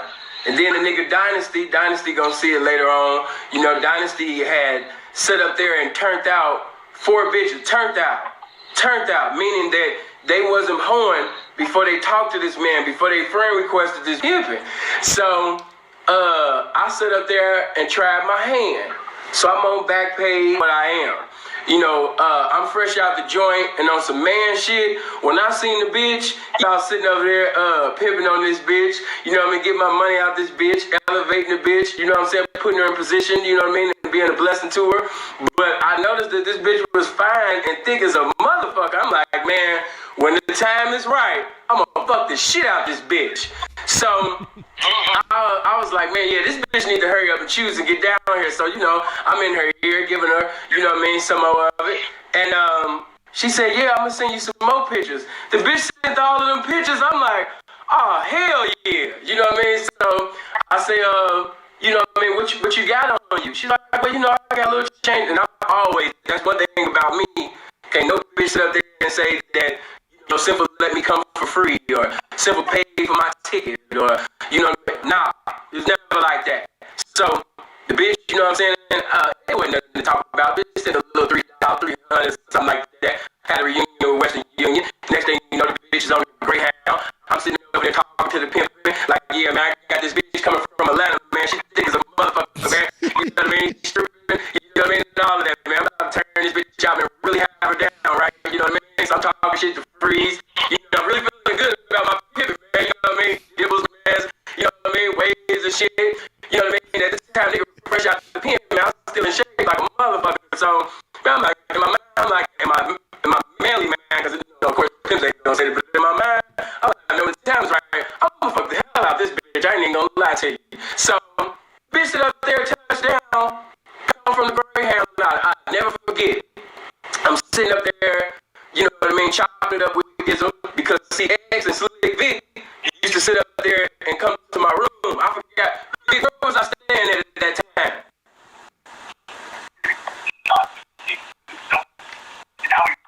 Free. You remember? Was it? I want to say, yeah, it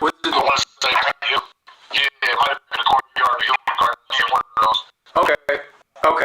But yeah, Vic and X used to come over to the room, top of the morning all the time. So I got pimps there. You know what I mean? I'm like, man, I knock this bitch. You know what I mean? Fresh out. You know what I mean? Yeah, that's all I need to be shown. But you know what I mean? How this shit go? And man, as soon as I sit up there, you know what I mean? And I talk to the bitch call. She's like, I'm here. I'm in the lobby. I'm like, yeah, man, the bitch in the lobby right now, man. You know what I mean? Like, yeah, you know. And Breeze was like, okay, P, you know what I mean? I'm like, yeah, man, let me go ahead. You know, down here and shit. So, I think P and them kind of like, I can't remember exactly, but I think they followed me.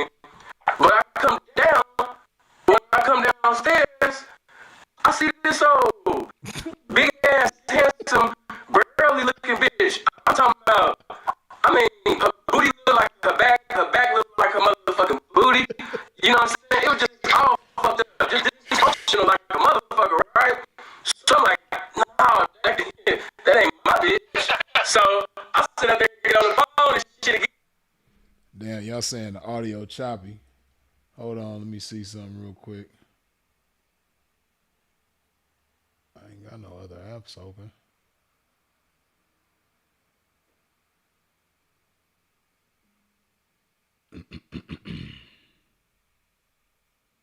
Yeah, ain't nothing open. I don't know why the audio like that.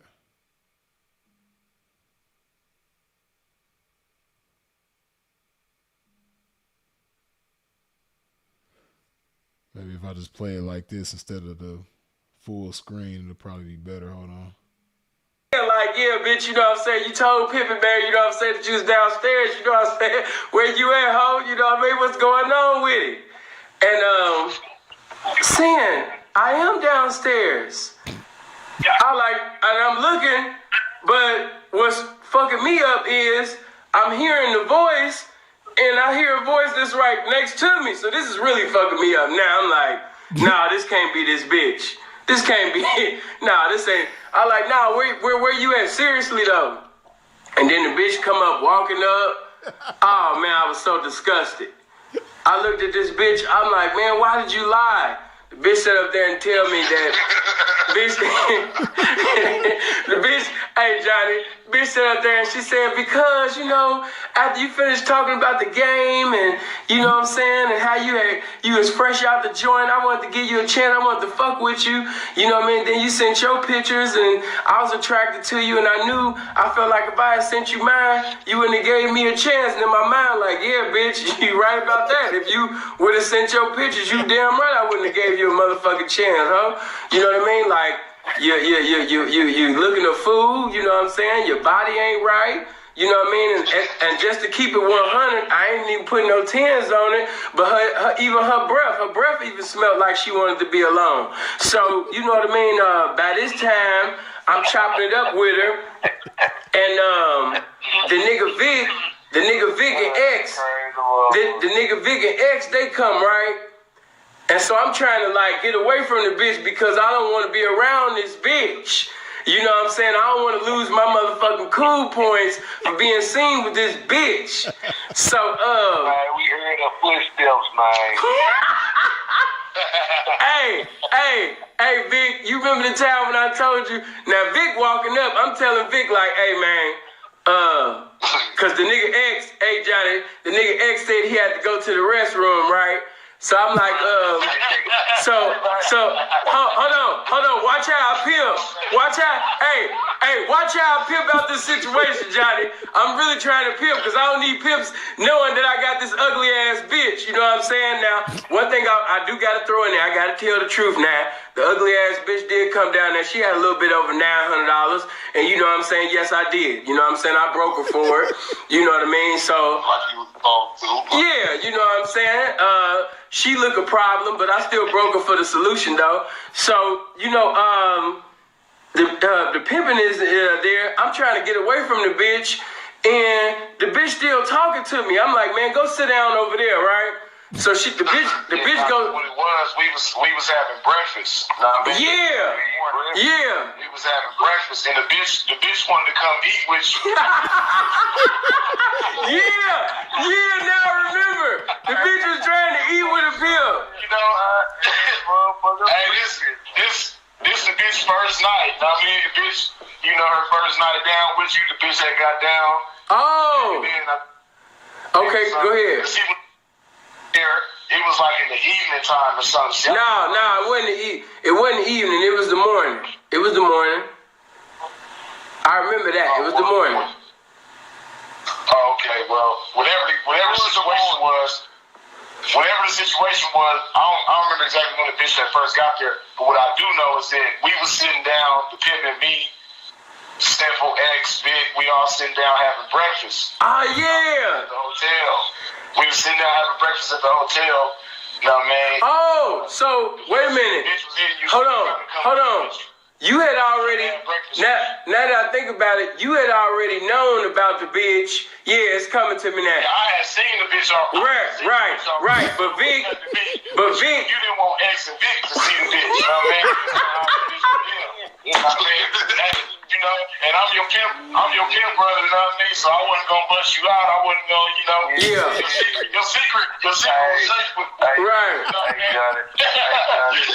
Hey, I know around that motherfucker, man. They round over there. He breaking the bitch over there by the motherfucking fireplace, man. I thought he was over there, motherfucker. Goddamn, he over there cutting back to the Christmas tree, man. You know what I'm talking about? Hey, what was so crazy is, huh? Yeah. I mean, you know, when you look at some star, you're like, oh, God, you do a little jump. I'm like, oh, so this ain't what you want me to see. Yeah, I didn't want to see it either. Yeah. Hey, say, get glad, the big taste, they better get off my motherfucker. Man, bro, you know how Memphis, hey, now remind you now, these is Memphis pimps. And see, anybody that know anything about Memphis pimps is the most united in the game, period. The most, if you do something wrong or right, and you a Memphis pimp, all the Memphis pimps gonna find out about it. If you do anything contrary to the game, all of the Memphis pimps gonna know. So, right. So, hey, that nigga X had to go to the restroom. I tell that nigga Vic, hey man, like, hey, show your nigga, show X man where the restroom is. That nigga Vic was like, well, shit, he a grown ass man. I think he can find the restroom by himself. I was like, nah, man. I was like, nah, man. You don't. I like, nah, man. You don't do pimping like that, man. You know what I'm saying? You show that man where the restroom is at, man. You know what I mean? This nigga's a pimp, man. You understand me? You don't let pimping wander. You know what I'm saying? Around the motherfucker. You got white people in here and shit, and you got the nigga. You know what I mean? Just looking for the restroom and shit, man. You know what I mean? Help a pimp out. And he like. No, Pete, man, the nigga a grown man. You know what I mean? He can find the restroom himself. I was like, man, see the game that got fucked up, man. You know what I mean? Niggas ain't got love for a pimp the way they supposed to have love for a pimp, man. That nigga need to go to the restroom, man. And you ain't trying to help a pimp find the motherfucking restroom and shit.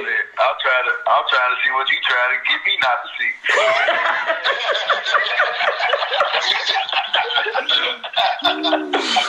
Oh shit! What's up, big? You got hey, Jiggy. Hey, you won't go nowhere, nigga. Hey, I had to use the restroom at first. I was like, well, we'll go with something. Man, no, she is there. You don't go eat. You know what I'm saying? Right. For a second, like, matter of fact, let me walk around this fireplace right here.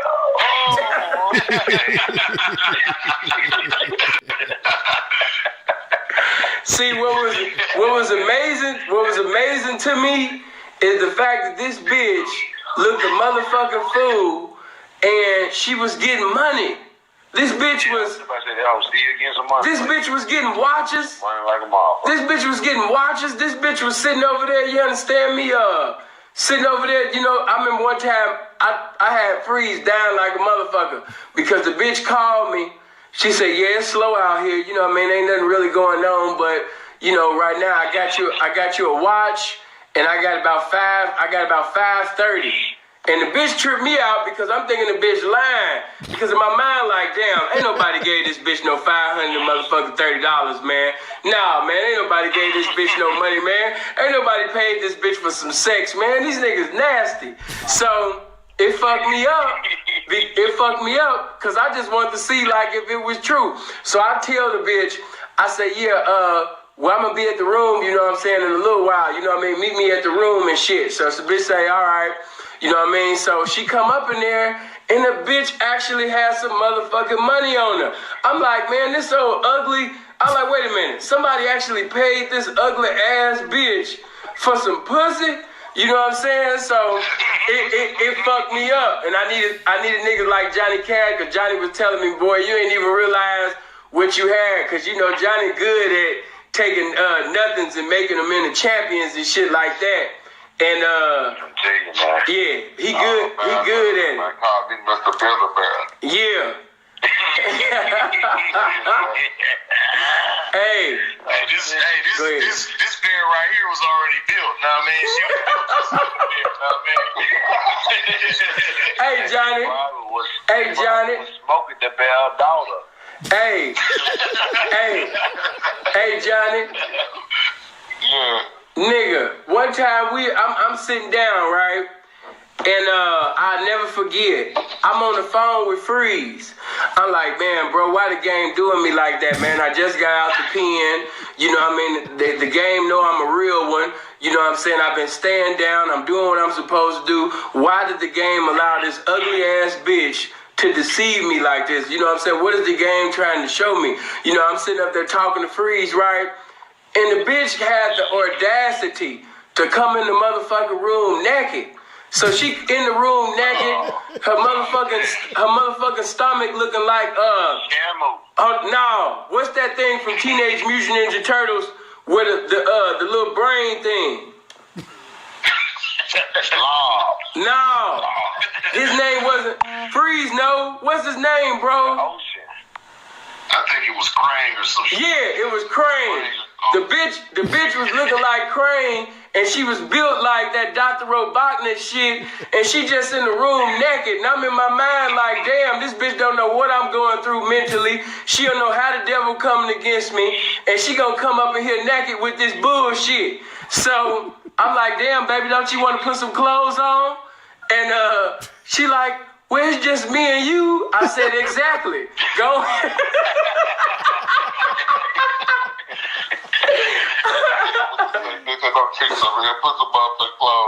Yeah, man.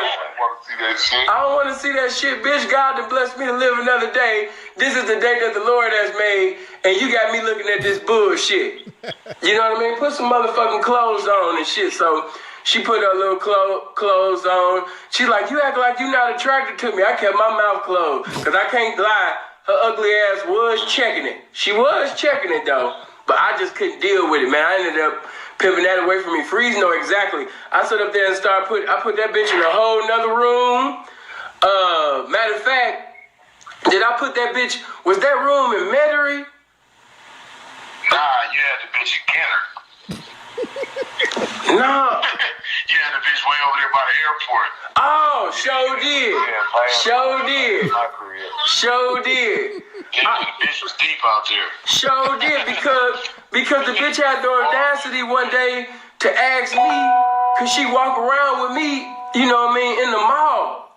And I'm like, in the mall?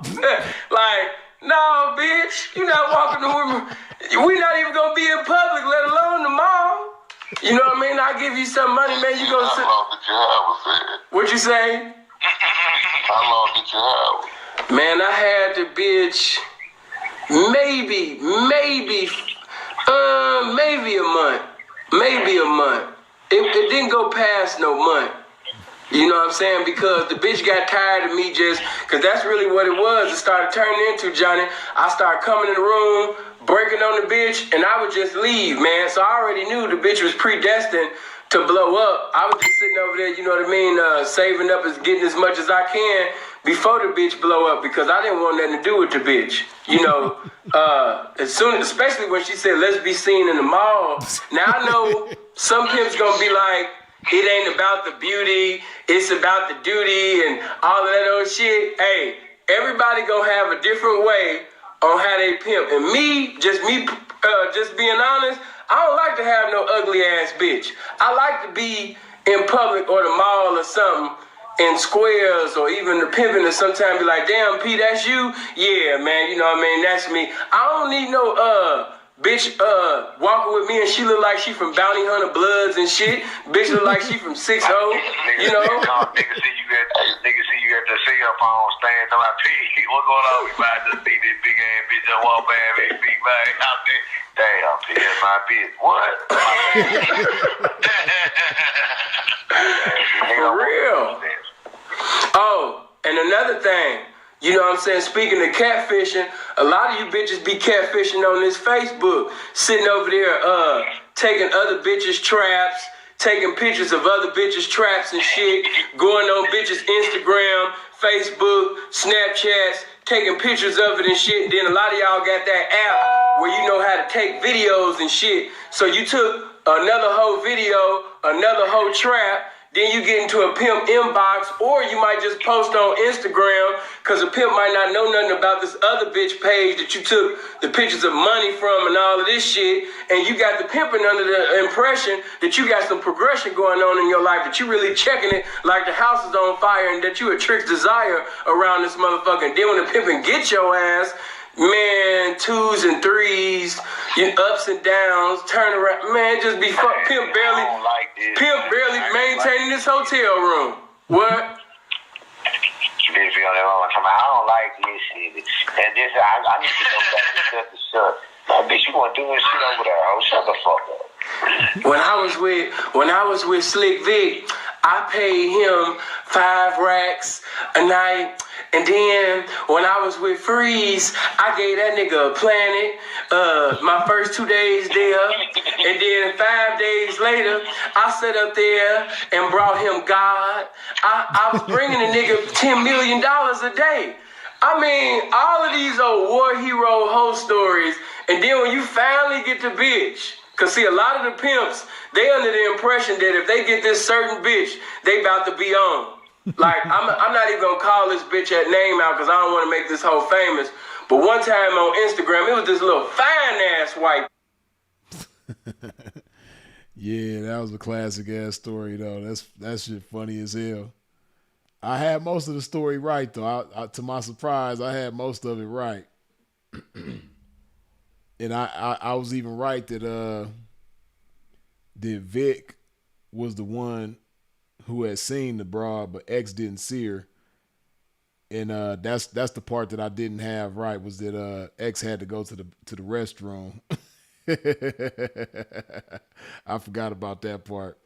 But yeah, I knew it had it was some reason why X didn't see the bitch, but Slick Vic did.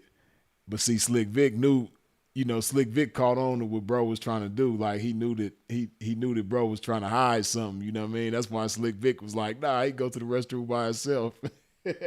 See, I remember that shit now. Man, that shit was funny as hell.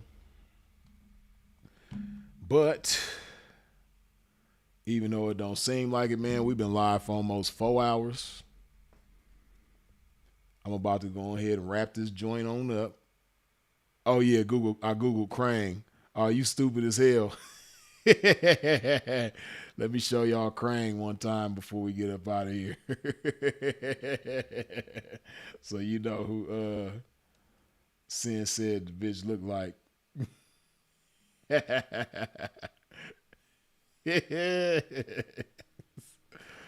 Funny as hell. This is stupid, bro. So damn stupid for this. Oh shit.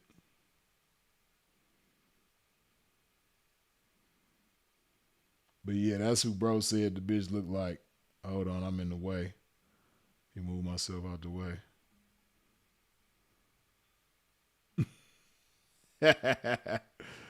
Hold on, let me see if I can make it bigger.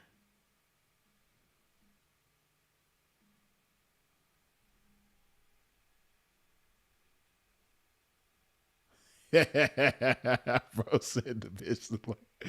And it's funny. It sound funny as hell, man. But man, shit. If you was to see the bitch, man, I wish I had a picture of her ass just to show y'all, so y'all could understand the gravity of the situation, man. Like, she was out of line for doing bro like that, man. And I forgot to mention that too. Bro was fresh out the joint, man. He had only been out the joint maybe a couple of months or something like that when all this shit was going on. But funny as hell, man. Funny as hell. Too damn funny. But hold on, let me make sure I called out all the super chats before we get up out of here. Oh yeah, I did. I got to everybody. All right, man. We're gonna go ahead and wrap this thing on up, man. if you ain't wiped your feet off at the door before you stepped into a pimp's domain, please do so before you get up out of here. But as always, I appreciate y'all for tuning in and tapping in with a pimp. I appreciate y'all sharing this video. I appreciate all the comments, input, questions, feedback, jokes, all that good stuff. I appreciate you for subscribing and hitting the bell when you subscribe. I appreciate all the super chats, the cash apps, the PayPals. I appreciate your support in every which way that you comes with it, man. Y'all already know who it is and what it is. Freeze is it. If you out in traffic moving around, please do so in a safe fashion. And of course, as always, long live the incomparable Sinful to P. We out.